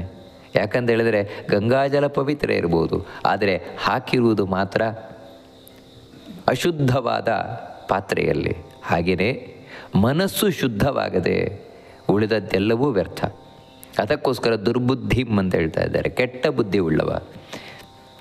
ದೇವರ ಬಗ್ಗೆ ಚಿಂತನೆಯನ್ನು ಮಾಡಿದವನು, ದೇವರಲ್ಲಿ ಭಕ್ತಿ ಮಾಡಿದವನು, ನಾನೇ ದೇವರು ಅಂತ ಹೇಳ್ಕೊಂಡು ತಿಳ್ಗುವವನು, ಈ ವ್ಯಕ್ತಿ ಯಾವತ್ತೂ ಕೂಡ ದುರ್ಬುದ್ಧಿಯೇ. ಅವನು ಏನು ಮಾಡಿದರೂ ಅದು ಅವನ ಪಾಪವನ್ನು ಕಳೆಯುವುದಿಲ್ಲ. ಆ ಕಾರಣದಿಂದಲೇ ವಿಶೇಷವಾಗಿ ವಿಷ್ಣುವಿನಲ್ಲಿ ಭಕ್ತಿಯನ್ನು ಮಾಡಬೇಕು, ಭಕ್ತಿಯನ್ನು ಮಾಡ್ತಾ ನಾವು ಪ್ರಾಯಶ್ಚಿತ್ತಗಳನ್ನು ಮಾಡಬೇಕು ಅಂತ ಇದು ಪ್ರಾಥಮಿಕವಾಗಿ ಹೇಳ್ತಾ ಇದ್ದಾರೆ. ಇನ್ನು ಮುಂದೆ ಏನು ಪ್ರಾಯಶ್ಚಿತ್ತ ಮಾಡಬೇಕು ಅಂತ ಹೇಳಿದ್ರೆ, ಪ್ರಾಯಶ್ಚಿತ್ತ ಅಂತ ಹೇಳಿದ್ರೆ ಏನು? ಪ್ರಾಯಶ್ಚಿತ್ತ ಅಂದರೆ ಮನಸ್ಸಿನಲ್ಲಿ ನಾನು ನನ್ನ ತಪ್ಪನ್ನು ಒಪ್ಪಿಕೊಳ್ಳುವುದು ಮೊದಲನೇದಾಗಿ. ಪ್ರಾಯಶ್ಚಿತ್ತದ ಮೊದಲ ಚಿತ್ತ ಅಂತ ಹೇಳಿದ್ರೆ ಮೊದಲೇನು ಅಂದರೆ, ಹೌದು ನನ್ನ ಬದುಕಿನಲ್ಲಿ ನಾನು ತಪ್ಪು ಮಾಡಿದ್ದೇನೆ, ಬಾಲ್ಯದಿಂದ ಹಿಡಿದು ಬುದ್ಧಿ ತಿಳಿದಾಗಿನಿಂದ ಹಿಡಿದು ಕಡೆಯ ತನಕ ನಾನು ಆ ಪಾಪ ಮಾಡಿರ್ಬೋದು, ಈ ಪಾಪ ಮಾಡಿದವರು ಮಾಡ್ಬೋದು. ಬಾಲ್ಯದಲ್ಲಿ, ಯೌವನದಲ್ಲಿ, ವೃದ್ಧಾಪ್ಯದಲ್ಲಿ, ಬೆಳಗ್ಗೆ ಸಂಜೆ ರಾತ್ರಿ, ನಿದ್ರೆ ಕನಸು ಎಚ್ಚರ, ಈ ರೀತಿ ನಾನಾ ಅವಸ್ಥೆಗಳಲ್ಲಿ ನಾನಾ ಪಾಪಗಳನ್ನು ಮಾಡಿದ್ದೇನೆ ನಾನು. ಆ ಪಾಪ ಗೊತ್ತಿಲ್ಲದೆ ಇರಬಹುದು, ಗೊತ್ತಿದ್ದೂ ಇರಬಹುದು. ಆ ಎಲ್ಲ ಪಾಪಗಳನ್ನು ಮನ್ನಿಸು ಭಗವಂತ, ಆ ಪಾಪಗಳನ್ನು ಕಳ್ಕೊಳ್ತಾನೆ, ಇನ್ನೂ ಅಂತಹ ಪಾಪ ನನ್ನಿಂದ ನಡಿಬಾರದು. ಈ ರೀತಿ ತಾನು ಎಣಿಸಿ ಏನು ಮಾಡ್ತಾನೆ, ದಾನ ಇರಬಹುದು, ಜಪ ಇರಬಹುದು, ಇವು ಪ್ರಾಯಶ್ಚಿತ್ತ ಅಂತ ಕರೆಯಲ್ಪಡುತ್ತದೆ. ಅದಕ್ಕೋಸ್ಕರ ತಾನು ಆ ಪ್ರಾಯಶ್ಚಿತ್ತಗಳನ್ನು ಮಾಡಿಕೊಳ್ಳಬೇಕು. ಅದಕ್ಕೆ ಪ್ರಾರಂಭದಲ್ಲಿ ಏನು ಅಂತ ಹೇಳಿದರೆ ಭಗವಂತನ ಸ್ಮರಣೆ ಇರಬೇಕು. ಭಗವಂತನ ನಾಮಸ್ಮರಣೆಯೊಟ್ಟಿಗೆ ಪಾಪವನ್ನು ಪರಿಹಾರ ಮಾಡುವಂಥದ್ದು ಯಾವುದು ಅಂತ ಹೇಳಿದರೆ ಗೀತಾ, ಭಗವದ್ಗೀತಾ. ಅದಕ್ಕೋಸ್ಕರ ಒಬ್ಬ ವ್ಯಕ್ತಿ ಮರಣೋನ್ಮುಖನಾದಾಗ ಭಗವದ್ಗೀತೆಯನ್ನು ಕೇಳಬೇಕು. ಭಗವದ್ಗೀತೆಯನ್ನು ಕೇಳುವುದು ಅಂತ ಹೇಳಿದರೆ ಬರೀ ಶ್ಲೋಕವನ್ನು ಕೇಳುವುದಲ್ಲ, ಮತ್ತು ಶ್ಲೋಕಾರ್ಥವನ್ನು, ಶ್ಲೋಕಗಳ ಅರ್ಥ ಏನು ಅದನ್ನು ಕೇಳಬೇಕು. ಆದರೆ ಒಂದೇನೆಂದರೆ ಯಾರೋ ಜೀವನದುದ್ದಕ್ಕೂ ಭಗವದ್ಗೀತೆಯನ್ನು ಮುಟ್ಟೇ ಇಲ್ಲ, ಭಗವದ್ಗೀತೆಯ ಅರ್ಥವೇ ಗೊತ್ತಿಲ್ಲ, ಅಂತಹ ವ್ಯಕ್ತಿಯ ಮುಂದೆ ನೀವು ಕಡೆ ಕಾಲದಲ್ಲಿ ಎಷ್ಟು ಭಗವದ್ಗೀತೆಯನ್ನು ಓದಿದರೂ ಪ್ರಯೋಜನ ಇಲ್ಲ. ಅಥವಾ ಆ ವ್ಯಕ್ತಿ ಕಡೆ ಕಾಲದಲ್ಲಿ ಭಗವದ್ಗೀತೆಯನ್ನು ಹಿಡ್ಕೊಂಡ್ರೂ ಪ್ರಯೋಜನ ಇಲ್ಲ. ಮತ್ತೇನೆಂದರೆ ಜೀವನದಲ್ಲಿ ಅವನು ಭಗವದ್ಗೀತೆಯ ಚಿಂತನೆಯನ್ನು ಮಾಡಿರಬೇಕು, ಭಗವದ್ಗೀತೆ ಏನಂತ ಗೊತ್ತಿರಬೇಕು. ಆ ಸಂದರ್ಭದಲ್ಲಿ ಕಡೆ ಕಾಲದಲ್ಲಿ ಅವನು ಭಗವದ್ಗೀತೆಯನ್ನು ಪಠನ ಮಾಡಿದಾಗ, ಅಥವಾ ಯಾರಾದರೂ ಅವನ ಹತ್ತಿರ ಭಗವದ್ಗೀತೆಯನ್ನು ಓದಿದಾಗ ಅವನಿಗೆ ಭಗವದ್ಗೀತೆಯ ಅರ್ಥ ಚಿಂತನೆ ಸ್ವಲ್ಪವಾದರೂ ಬರಬಹುದು. ಅದೇನು ಮಾಡುತ್ತೆ ಅಂದರೆ ಮನಸ್ಸನ್ನು ದೇವರ ಕಡೆ ಹರಿಸ್ತದೆ. ಕಡೆ ಕಾಲದಲ್ಲಿ ದೇವರ ಸ್ಮರಣೆ ಮಾಡುವ ಅಥವಾ ಭಗವದ್ಗೀತೆಯನ್ನೆಲ್ಲ ಆ ರೋಗಿಗಳ ಹತ್ತಿರ ಹೇಳುವ ಉದ್ದೇಶ ಏನೆಂದರೆ ಭಗವಂತನ ಕಡೆಗೆ ಮನಸ್ಸು ಹೋಗಲಿ ಎನ್ನುವಂಥ ಉದ್ದೇಶದಿಂದ. ಅದಕ್ಕೋಸ್ಕರ ಗೀತೆ, ಭಗವದ್ಗೀತೆ ಅದು ನಮ್ಮನ್ನು ಪಾಪದಿಂದ ಪರಿಹರಿಸ್ತದೆ, ಯಾವುದೇ ನರಕಯಾತನ ದೊರಕದ ಹಾಗೆ ಮಾಡುತ್ತದೆ. ಅದೇ ರೀತಿ ಸಹಸ್ರನಾಮಾನಿ, ವಿಷ್ಣು ಸಹಸ್ರನಾಮ ಸ್ತೋತ್ರ, ಅದನ್ನು ಕಡೆಕಾಲದಲ್ಲಿ ಪಠಿಸಬೇಕು. ಅವನಾಗಲಿ ಅವನ ಬಂಧು ಬಾಂಧವರಾಗಲಿ ಪಠಿಸಬೇಕು. ಯಾಕಂದರೆ ಇದೂ ಕೂಡ ಪಾಪ ಪರಿಹಾರಕವಾಗಿರುವುದು. ಇಲ್ಲೂ ನಾವು ತಿಳ್ಕೊಳ್ಬೇಕಾದದ್ದು ಏನಂದರೆ, ಯಾರು ಜೀವನದುದ್ದಕ್ಕೆ ವಿಷ್ಣು ಸಹಸ್ರನಾಮದ ತಂಟೆಗೆ ಹೋಗಿಲ್ಲ, ಅವನನ್ನು ಕಡೆ ಕಾಲದಲ್ಲಿ ಅವನ ಮುಂದೆ ನೀವು ವಿಷ್ಣು ಸಹಸ್ರನಾಮವನ್ನು ಎಷ್ಟು ಪಠಿಸಿದರೂ ಪ್ರಯೋಜನ ಇಲ್ಲ. ಯಾರು ಬದುಕಿನಲ್ಲಿ ಯಾವಾಗಲೂ ವಿಷ್ಣುವಿನ ಸಹಸ್ರನಾಮ ಚಿಂತನೆಯನ್ನು ಮಾಡ್ತಾ ಇದ್ದ, ಅಂದರೆ ವಿಷ್ಣು ಸಹಸ್ರನಾಮ ಅಂತ ಹೇಳಿದರೆ ಬರೀ ಆ ಸ್ತೋತ್ರ ಮಾತ್ರ ಹೇಳುವುದಲ್ಲ, ಆ ಸ್ತೋತ್ರದ ಅರ್ಥ ಚಿಂತನೆಯನ್ನು ಮಾಡಿ ದೇವರಲ್ಲಿ ಭಕ್ತಿ ಮಾಡಿರ್ತಾನೆ, ಅಂಥ ವ್ಯಕ್ತಿ ಕಡೆಕಾಲದಲ್ಲಿ ಆ ವಿಷ್ಣು ಸಹಸ್ರನಾಮದ ಒಂದು ನಾಮವನ್ನು ಕೇಳಿದರೂ ಕೂಡ ಭಕ್ತಿ ಬರ್ತದೆ, ಭಗವಂತನಲ್ಲಿ ಮನಸ್ಸು ನಿಲ್ತದೆ. ಅದಕ್ಕೋಸ್ಕರ ವಿಷ್ಣು ಸಹಸ್ರನಾಮವನ್ನು ಪಠಿಸುವುದರಿಂದಾಗಿ ಅವನು ತಾನು ಪಾಪವನ್ನು ಕಳ್ಕೊಳ್ಬೋದು, ನರಕದಿಂದ ಪಾರಾಗಬಹುದು. ಅಥವಾ ಏಕಾದಶಿ ವ್ರತಂ ಅಂತ ಹೇಳ್ತಾರೆ. ಏಕಾದಶಿ ವ್ರತವನ್ನು ಆಚರಿಸುವಂಥದ್ದು ಇದು ನಮ್ಮನ್ನು ಪಾಪದಿಂದ ದೂರ ಮಾಡುತ್ತದೆ, ನರಕದಿಂದ ಪಾರು ಮಾಡುತ್ತದೆ. ಅದೇ ಗಂಗಾಂಬು. ಮರಣ ಹೊಂದುವ ಕಾಲದಲ್ಲಿ ಯಾರ ಬಾಯಿಯಲ್ಲಿ ಗಂಗಾಜಲ ಬೀಳ್ತದೆ, ಅವನ ದೇಹವನ್ನು ಗಂಗಾಜಲ ತಲುಪುತ್ತದೆ, ಅಂತಹ ವ್ಯಕ್ತಿ ತಾನು ಪಾಪದಿಂದ ದೂರಾಗಿ ಭಗವಂತನ ಅಂದರೆ ಸಲ್ಲೋಕವನ್ನು ಪಡಿತಾನೆ, ನರಕ ಯಾತನೆಯನ್ನು ಅನುಭವಿಸುವುದಿಲ್ಲ. ಈ ಕಾರಣದಿಂದಲೇ ನಮ್ಮ ಪ್ರಾಚೀನರು ಗಂಗೆಯನ್ನು ತಪ್ಪದೆ ಮನೆಯಲ್ಲಿ ಇಟ್ಟುಕೊಳ್ತಾ ಇದ್ದರು. ಕಾಶಿ ಮುಂತಾದವುಗಳಿಗೆ ಹೋದಾಗ ಕಾಶಿ ಬದರಿ ಗಂಗೆಯನ್ನು ತೊಗೊಂಬಂದರೆ ಮನೆಯಲ್ಲಿ ಇಟ್ಕೊಳ್ತಾ ಇದ್ರು. ಯಾಕಂದರೆ ಯಾರಾದರೂ ಮನೆಯಲ್ಲಿ ಮರಣ ಹೊಂದುತ್ತಾರೆ ಅಂದರೆ ಅವರಿಗೆ ಕಡೆ ಕಾಲದಲ್ಲೇ ಗಂಗೆಯನ್ನು ಬಾಯಲ್ಲಿ ಹಾಕಬೇಕು ಅಂತ. ಅದು ಯಾವಾಗ ಅಂದರೆ ಮರಣ ಹೊಂದಿದ ಮೇಲೆ ಹಾಕಿದರೆ ಪ್ರಯೋಜನ ಇಲ್ಲ. ಮತ್ತೇನೆಂದರೆ ಅವರು ಮರಣೋನ್ಮುಖರಾದಾಗ ಅವರ ಬಾಯಿಗೆ ಗಂಗಾಜಲವನ್ನು ಹಾಕಬೇಕು, ಅದು ಕೆಳಗೆ ಇಳಿಬೇಕು ಗಂಟಲಿನಿಂದ. ಆಗ ಖಂಡಿತವಾಗಿಯೂ ಅವನು ಪಾಪದಿಂದ ಮುಕ್ತನಾಗ್ತಾನೆ. ಅದೇ ರೀತಿ ತುಳಸಿ ದಳಂ. ಯಾರು ತುಳಸಿಯನ್ನು ತಾನು ಧರಿಸಿ ದೇಹದಲ್ಲಿ ಪ್ರಾಣತ್ಯಾಗವನ್ನು ಮಾಡ್ತಾನೆ ಆ ವ್ಯಕ್ತಿ ಪಾಪ ಕಳ್ಕೊಳ್ತಾನೆ, ನರಕಾದಿ ಅನರ್ಥಗಳನ್ನು ಹೊಂದುವುದಿಲ್ಲ.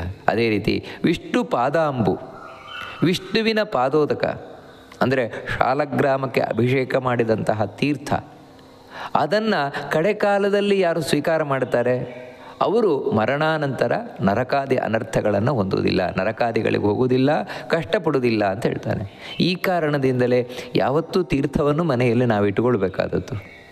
ಅದಕ್ಕೆ ರಾತ್ರಿಯೂ ಕೂಡ ತೀರ್ಥವನ್ನು ನಾವು ಚೆಲ್ಲಲಿಕ್ಕಿಲ್ಲ, ಇಟ್ಕೊಂಡಿರಬೇಕು. ಮಾರನೇ ದಿನ ಬೆಳಗ್ಗೆ ತೀರ್ಥವನ್ನು ನಾವು ತುಳಸಿ ಮುಂತಾದವುಗಳಿಗೆ ಹಾಕಿ ಮತ್ತೆ ಬೆಳಗ್ಗೆ ಸ್ನಾನ ಮಾಡಿದ ಮೇಲೆ ಮತ್ತೆ ತೀರ್ಥವನ್ನು ತಯಾರು ಮಾಡಬೇಕಾದದ್ದು. ಇಲ್ಲ ಮನೆಯಲ್ಲಿ ತೀರ್ಥವನ್ನು ಮಾಡಲಿಕ್ಕೆ ಪೂಜೆ ಮಾಡುವವರು ಯಾರಿಲ್ಲ ಅಂದರೆ ಯಾವುದಾದ್ರೂ ದೇವಸ್ಥಾನಗಳಿಗಾದರೂ ಹೋಗಿ ನಾವು ತೀರ್ಥವನ್ನು ತೊಗೊಂಬಂದು ಮನೆಯಲ್ಲಿ ಇಟ್ಕೊಳ್ಬೇಕಾಗಿರುವಂಥದ್ದು.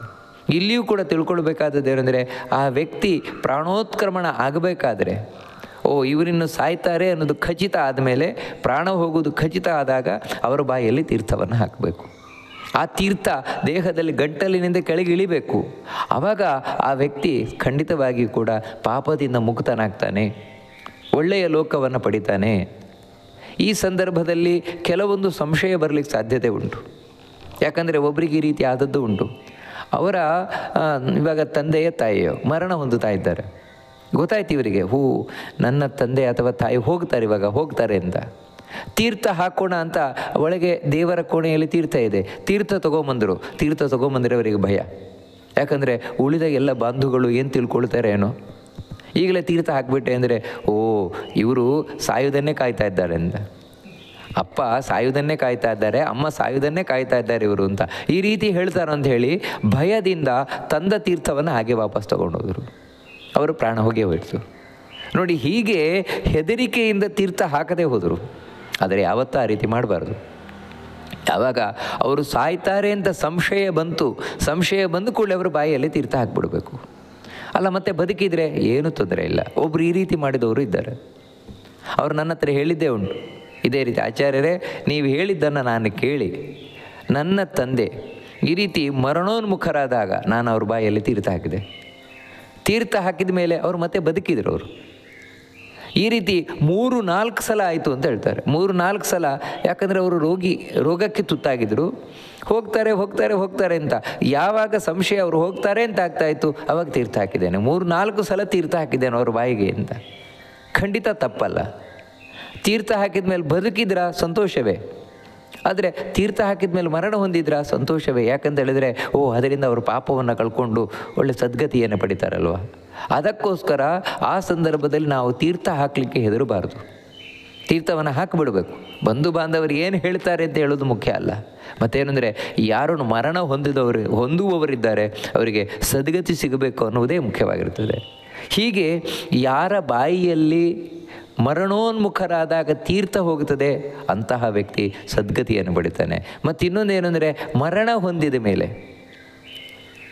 ಇದ್ದವರೆಲ್ಲ ಬಂದು ಬಾಯಿಗೆ ತೀರ್ಥ ಹಾಕುವಂಥದ್ದು ಅದು ಸರಿಯಾದ ಒಂದು ಸಂಪ್ರದಾಯವೇ ಅಲ್ಲ, ಸರಿಯಾದ ಪದ್ಧತಿಯೇ ಅಲ್ಲ ಅದು. ಯಾಕಂದರೆ ಮರಣದ ನಂತರ ಬಾಯಿಗೆ ತೀರ್ಥ ಹಾಕುವುದರಲ್ಲಿ ಅರ್ಥವೇ ಇಲ್ಲ. ಅದೇನಾಗುತ್ತೆ ಅಂದರೆ ಬಾಯಿಯಿಂದ ಕೆಳಗೆ ಇಳಿಯುವುದಿಲ್ಲ, ಮತ್ತೇನೆಂದರೆ ಬಾಯಿಯಲ್ಲೇ ಸೋರಿ ಹೋಗ್ತಾ ಇರ್ತದೆ ಹೊರಗೆ. ಅದಕ್ಕೋಸ್ಕರ ಆ ರೀತಿ ಹೇಳುವುದಲ್ಲ. ಮತ್ತೇನು ಅಂತ ಹೇಳಿದರೆ ಮರಣೋನ್ಮುಖನಾದಾಗ, ಮತ್ತೇನು ಅಂತ ಹೇಳಿದರೆ ಇಡೀ ಕುಟುಂಬದವರೆಲ್ಲ ತೀರ್ಥ ಹಾಕಬೇಕಾಗಿಲ್ಲ ಬಾಯಿಗೆ, ಮತ್ತು ಮಗ ಹಾಕಿದರೆ ಸಾಕು.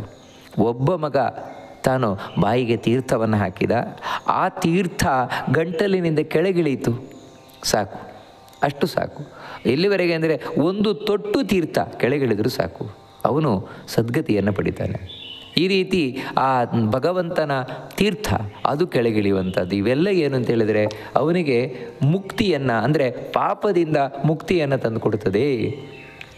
ಅಷ್ಟು ಮಾತ್ರ ಅಲ್ಲ, ಆ ಸಂದರ್ಭದಲ್ಲಿ ತಾನು ಅನ್ನದಾನವನ್ನು ಮಾಡಬೇಕು, ಬಂಗಾರದ ದಾನವನ್ನು ಮಾಡಬೇಕು, ಗೋದಾನವನ್ನು ಮಾಡಬೇಕು ಅಂತ ಹೇಳ್ತಾ, ಅಂತೆ ಜನೋ ಯದ್ದದಾತಿ ಸ್ವಲ್ಪಂ ವಾ ಯದಿವಾ ಬಹು ತದಕ್ಷೇಂ ಭವೇತಾರ್ಕ್ಷ್ಯ ಯತ್ ಪುನಶ್ಚಾನುಮೋದತೆ ಯತ್ ಪುತ್ರಶ್ಚಾನುಮೋದತೆ. ಕಡೆ ಕಾಲದಲ್ಲಿ ಮರಣ ಹೊಂದುವುದು ಖಚಿತವಾದಾಗ ತಾನು ಮಾಡುವ ದಾನ ಏನಿದೆ ಅದು ನೀವು ಏನನ್ನು ದಾನ ಮಾಡ್ತೀರಿ ಅಂತ ಹೇಳೋದು, ಎಷ್ಟು ದಾನ ಮಾಡ್ತೀರಿ ಅಂತ ಮುಖ್ಯ ಅಲ್ಲ, ಮತ್ತು ದಾನ ಮಾಡ್ತೀರಿ ಅನ್ನೋದಷ್ಟೇ ಮುಖ್ಯ. ಸ್ವಲ್ಪಂವಾ ಯದಿ ಬಾಹುಬಹು, ನೀವು ಸ್ವಲ್ಪವಾದ ಕೊಡಿ, ತುಂಬ ಕೊಡಿ, ಯಾವುದು ಕೊಟ್ಟರೂ ಕೂಡ ಅದು ಅಕ್ಷಯವಾದ ಫಲವನ್ನು ತಂದುಕೊಡುತ್ತದೆ ಅಂತ ಹೇಳ್ತಾರೆ. ಅಷ್ಟು ಮಾತ್ರ ಅಲ್ಲ, ಆ ಕಡೆ ಕಾಲದಲ್ಲಿ ಯಾರು ತಂದೆ ತಾಯಂದಿರಿದ್ದಾರೆ, ಅವರು ಹಾಸಿಗೆ ಹಿಡಿದಿದ್ದಾರೆ, ರೋಗಕ್ಕೆ ತುತ್ತಾಗಿದ್ದಾರೆ, ಅವರಿಗೆ ಆಗ್ತಾ ಇಲ್ಲ, ದಾನ ಮಾಡಲಿಕ್ಕೆ ಆಗ್ತಾ ಇಲ್ಲ. ಅಂತಹ ಸಂದರ್ಭದಲ್ಲಿ ಯಾವ ಮಗ ತಾನು ಅವ್ರ ಕೈ ಮುಟ್ಟಿಸಿ ದಾನ ಮಾಡ್ತಾನೆ, ಅಥವಾ ಅವ್ರು ದಾನ ಮಾಡ್ತೇನೆ ಅಂತ ಹೇಳಿದರೆ, ನೋಡಪ್ಪ ನನಗೆ ದಾನ ಮಾಡಬೇಕು ಅಂತ ಹೇಳಿದರೆ, ಆಯಿತು ಮಾಡಿ ಅಮ್ಮ, ಮಾಡಿ ಅಪ್ಪ ಅಂತ ಅಪ್ಪ ಅಮ್ಮಂದರನ್ನು ತಾನು ಅನುಮೋದನೆಯನ್ನು ಮಾಡಿ ಒಪ್ಪಿ ಅವರ ದಾನ ಕೊಡಲಿಕ್ಕೆ ಸಹಾಯ ಮಾಡ್ತಾನೆ. ನಿಜವಾಗಿಯೂ ಕೂಡ ಅಂತಹ ಪುತ್ರನೇ ಪುತ್ರ, ಅವನೇ ಮಗ, ಮಗ ಅಲ್ಲ, ಒಂದು ರೀತಿ ದೇವತೆ ಅವನು ಅಂತ ಹೇಳ್ತಾರೆ. ಅದಕ್ಕೋಸ್ಕರ ಅಂತಕಾಲೇತು ಸತ್ಪುತ್ರ ಸರ್ವದಾನಾನಿ ದಾಪಯೇತ್ ಯತ್ತದರ್ಥಂ ಸುತೋ ಲೋಕೆ ಪ್ರಾರ್ಥ್ಯತೆ ಧರ್ಮಕೋವಿದೈಹಿ. ನಿಜವಾಗಿ ಕೂಡ ಮಕ್ಕಳು ಬೇಕೇ ಬೇಕು, ಗಂಡು ಮಕ್ಕಳು ಬೇಕೇ ಬೇಕು. ಅದಕ್ಕೆ ಧಾರ್ಮಿಕರಾದವರು ಮಕ್ಕಳು ಬೇಡ ಅಂತ ಹೇಳಲ್ಲ ಯಾವತ್ತು. ಮತ್ತು ಅಯ್ಯೋ ಹೆಣ್ಣೋ ಗಂಡೋ ಯಾವುದೋ ಒಂದು ಮಗು ಇದ್ದರೆ ಸಾಕು ಅಂತ ಹೇಳಲ್ಲ, ಗಂಡು ಮಕ್ಕಳೇ ಬೇಕು ಅಂತ ಹೇಳ್ತಾರೆ. ಯಾಕೆ ಅಂತ ಹೇಳಿದರೆ, ಯಾರು ಧರ್ಮ ತಿಳಿದವರು ಯಾಕೆ ಮಕ್ಕಳು ಬೇಕು ಅಂತ ಹೇಳ್ತಾರೆ? ಈ ಕಾರಣದಿಂದಾಗಿ. ಯಾರು ಒಳ್ಳೆಯ ಮಗನಾಗಿರ್ತಾನೆ ಅವನು ಅಂತ್ಯಕಾಲದಲ್ಲಿ, ಮರಣಕಾಲದಲ್ಲಿ ತಂದೆ ತಾಯಿಯಂದಿರಿಂದ ಎಲ್ಲ ವಿಧವಾದ ದಾನವನ್ನು ಮಾಡಿಸಬೇಕಂತೆ. ಅವನು ನಿಜವಾದ ಪುತ್ರ. ಅದಕ್ಕಾಗೇ ಮಕ್ಕಳು ಬೇಕು ಅಂತ ಹೇಳೋದು ಅಂತ ಹೇಳ್ತಾರೆ. ಮಕ್ಕಳು ಯಾಕೆ ಬೇಕು ಅಂತ ಹೇಳಿದ್ರೆ, ಗಟ್ಟಿ ಮುಟ್ಟಿದ್ದಾಗ ನಾವು ಹೇಗೂ ಬದುಕಿಬಿಡ್ತೇವೆ. ಆದರೆ ಯಾವಾಗ ಹಾಸಿಗೆಯನ್ನು ಹಿಡಿತಾನೆ, ಹಾಸಿಗೆ ಹಿಡಿದಾಗ ಅವರಿಗೆ ಊರುಗೋಲಾಗಬೇಕು, ವಯಸ್ಸಾದ ಮೇಲೆ ಊರುಗೋಲಾಗಬೇಕು. ಮರಣಕಾಲದಲ್ಲಿ ಈ ರೀತಿ ಅವನಿಗೆ ದಾನಾದಿಗಳನ್ನು ಮಾಡಲಿಕ್ಕೆ ಸಹಾಯಕನಾಗಿಬೇಕು ಅಂತ ತಿಳಿಸ್ಕೊಂಡು ಹೋಗ್ತಾರೆ. ಯಾವ ಮಗ ತಂದೆ ತಾಯಂದಿರು ತಾವು ಹಾಸಿಗೆ ಹಿಡಿದರು, ಈಗಲೋ ಆಗಲೋ ಸಾಯಲಿಕ್ಕೆ ಸಿದ್ಧವಾದರು, ಆಗ ತಾನು ದಾನಗಳನ್ನು ಮಾಡಬೇಕು. ಅದರಲ್ಲಿ ಯಾವತ್ತೂ ಲೋಭಿತನವನ್ನು ಮಾಡಬಾರ್ದು ಅಂತ ಹೇಳ್ತಾರೆ.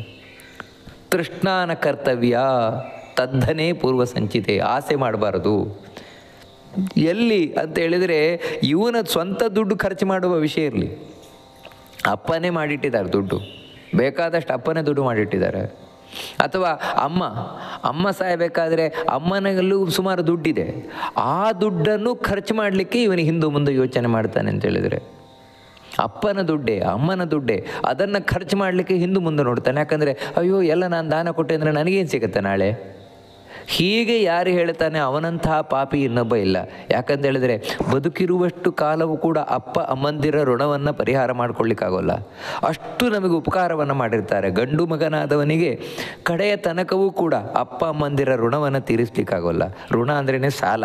ಹಾಗಿರಬೇಕಾದ್ರೆ ಅವರು ಸತ್ತ ಮೇಲೂ ಅವರು ದುಡ್ಡಲ್ಲೂ ನನಗೆ ಪಾಲು ಬೇಕು ಅಂತ ಬಯಸುವವನೇನಿದ್ದಾನೆ ಅವು ಮಹಾ ನೀಚಾತಿ ನೀಚ ಅವನು. ಅದಕ್ಕೇನೆಂದರೆ, ಆ ಸಂದರ್ಭದಲ್ಲಿ ಯಾವತ್ತೂ ಆಸೆ ಮಾಡಬಾರದು. ಮತ್ತೇನೆಂದರೆ, ತಂದೆ ತಾಯಂದಿರು ತಾವೇನು ಸಂಗ್ರಹ ಮಾಡಿಟ್ಟಿದ್ದಾರೆ ಆ ಹಣವನ್ನು ಹೇರಳವಾಗಿ ಖರ್ಚು ಮಾಡಬೇಕು ದಾನ ಧರ್ಮಾದಿಗಳ ಮೂಲಕ. ಇಲ್ಲ ಅವ್ರಿಗೇನು ಮಾಡಿಲ್ಲಪ್ಪ, ಏನೂ ದುಡ್ಡಿಲ್ಲ, ಆವಾಗ ತಾನೇ ಖರ್ಚು ಮಾಡಬೇಕು. ಚೆನ್ನಾಗಿ ಖರ್ಚು ಮಾಡಬೇಕೇ ಹೊರತು ಆ ಸಂದರ್ಭದಲ್ಲಿ ಯಾವತ್ತೂ ತಾನು ಆಸೆ ಬುರುಕನಾಗಬಾರ್ದು ಅಂತ ಬಹಳ ಸ್ಪಷ್ಟವಾಗಿ ಹೇಳ್ತಾರೆ. ಸದದ್ದದಾತಿ ಸತ್ಪುತ್ರೋ ಯಾವಜ್ಜೀವತ್ಯ ಸೋಚಿರಂ ಅತಿವಾಹಸ್ತು ತನ್ಮಾರ್ಗೆ ದುಃಖನ್ನ ಲಭತೆ ಯತಃ. ಒಂದು ಯೋಚನೆಯನ್ನು ಮಾಡಬೇಕಾದದ್ದು, ಹೌದು ಇವಾಗ ಅಪ್ಪ ಬದುಕಿದ್ರು ಅಂತ ಹೇಳಿದ್ರೆ ಖರ್ಚಾಗೇ ಆಗುತ್ತಾನೆ. ಇನ್ನೂ ಬದುಕಿದ್ರೆ 10 ವರ್ಷ ಅಂತ ಹೇಳಿದರೆ ಅವಾಗ ಎಷ್ಟು ಖರ್ಚಾಗತ್ತೆ? ಅದೇ ದುಡ್ಡನ್ನು ಇವಾಗ ಅವರು ಮರಣ ಹೊಂದುತ್ತಾ ಇದ್ದಾರೆ ಅಂದರೆ ಅದನ್ನು ಖರ್ಚು ಮಾಡೋಣ. ಈ ರೀತಿ ತಾನು ಎಣಿಸಿ ಮಾಡಬೇಕು. ಇದರಿಂದ ಏನಂದರೆ ಪಾಪ ಯಾರು ಮರಣ ಹೊಂದುತ್ತಾರೆ ಅವರು ಸುಖವಾಗಿ ಒಳ್ಳೆಯ ಲೋಕವನ್ನು ಹೋಗಿ ಸೇರಿಕೊಳ್ತಾರೆ. ಯಾಕಂತ ಹೇಳಿದರೆ ಅದು ಬಹಳ ಮುಖ್ಯವಾದ ಸಮಯ. ಆತುರೇ ಚೋಪರಾಗೇ ಚ ದ್ವಯಂ ದಾನಂ ವಿಶಿಷ್ಯತೆ ಅಥೋವಶ್ಯಂ ಪ್ರದಾತವ್ಯಂ ಅಂತ ಹೇಳ್ತಾರೆ. ಒಂದು ಮರಣಕಾಲ, ಮತ್ತೊಂದು ಗ್ರಹಣ ಕಾಲ. ಇದೆರಡು ಒಬ್ಬ ವ್ಯಕ್ತಿಯ ಬದುಕಿನಲ್ಲಿ ಅತ್ಯಂತ ಮುಖ್ಯವಾದ ಕಾಲ. ಯಾಕೆಂದರೆ ಇಲ್ಲಿ ನಾವು ಕೊಡುವ ದಾನ ನಮಗೆ ಎಷ್ಟು ಪುಣ್ಯವನ್ನು ತಂದುಕೊಡುತ್ತದೆ, ಬೇರೆ ಯಾವ ಸಮಯದಲ್ಲೂ ಅಷ್ಟು ತಂದುಕೊಡೋಲ್ಲ. ಅದಕ್ಕಾಗಿ ಒಂದು ಗ್ರಹಣ ಕಾಲ, ಸೂರ್ಯಗ್ರಹಣ ಇರ್ಬೋದು, ಚಂದ್ರಗ್ರಹಣ ಇರ್ಬೋದು, ಆ ಸಂದರ್ಭದಲ್ಲಿ ಕೈ ಎತ್ತಿ ದಾನ ಮಾಡಿಬಿಡಬೇಕು. ಅವಾಗ ನೀವೇನು ದಾನ ಮಾಡ್ತೀರಿ ಅಂತ ಮುಖ್ಯ ಅಲ್ವೇ ಅಲ್ಲ, ದಾನ ಮಾಡ್ತೇನೆ ಅಂತ ಹೇಳೋದು ಮುಖ್ಯ ಅಷ್ಟೇ. ಅದಕ್ಕೆ ಗ್ರಹಣ ಕಾಲದಲ್ಲಿ ನಮಗೆ ಯಾರು ದಾನ ತಗೊಳ್ಳಿಕ್ಕೆ ಸಿಗಲೇ ಇಲ್ಲ, ಒಂದು ಸಂಕಲ್ಪ ಮಾಡಿ ಆದರೂ ತೆಗೆದಿಡಬೇಕು ದಾನವನ್ನು. ಮರಣ ಮುಗಿದ ಮೇಲೆ ಅಲ್ಲ, ಗ್ರಹಣ ಮುಗಿದ ಮೇಲೆ ನಂತರ ಯಾರಿಗಾದರೂ ಬ್ರಾಹ್ಮಣರಿಗೆ ದಾನವನ್ನು ಮಾಡ್ಬೋದು. ಅದನ್ನು ಈ ಮರಣ ಕಾಲದಲ್ಲೂ ಕೂಡ ಅಷ್ಟೇ. ಮರಣ ಸಮೀಪಿಸಿದೆ ಅಂತ ಖಚಿತವಾದಾಗ ತಾನು ದಾನವನ್ನು ಮಾಡಬೇಕು. ಮಗನಾದರೂ ದಾನ ಮಾಡಿಸ್ಬೇಕು, ಯಾಕಂದರೆ ಈ ಸಂದರ್ಭ ಇಂದು ಅವನಿಗೆ ಸಿಗುವುದಿಲ್ಲ, ಅದಕ್ಕೆ ಮಾಡಿಸಬೇಕು. ಏನೇನು ದಾನಗಳನ್ನು ಮಾಡಬೇಕು, ಯಾವ ರೀತಿ ದಾನವನ್ನು ಮಾಡಬೇಕು, ಮತ್ತು ಆ ದಾನದ ವೈಶಿಷ್ಟ್ಯ ಏನು, ಇದನ್ನೆಲ್ಲ ಈ ಭಗವಂತ ಗರುಡನಿಗೆ ತಿಳಿಸ್ಕೊಂಡು ಬರ್ತಾನೆ. ಅದೇನು ಅಂತ ಮುಂದೆ ನೋಡೋಣ ಅಂತ ಹೇಳ್ತಾ ಈ ಗರುಡ ಪುರಾಣದ ಈ ಉಪನ್ಯಾಸವನ್ನು ಮಧ್ವಾಂತರ್ಗತ ಭಗವಂತನಿಗೆ ಅರ್ಪಣೆಯನ್ನು ಮಾಡೋಣ. ಶ್ರೀಕೃಷ್ಣ ಅರ್ಪಣಮಸ್ತು.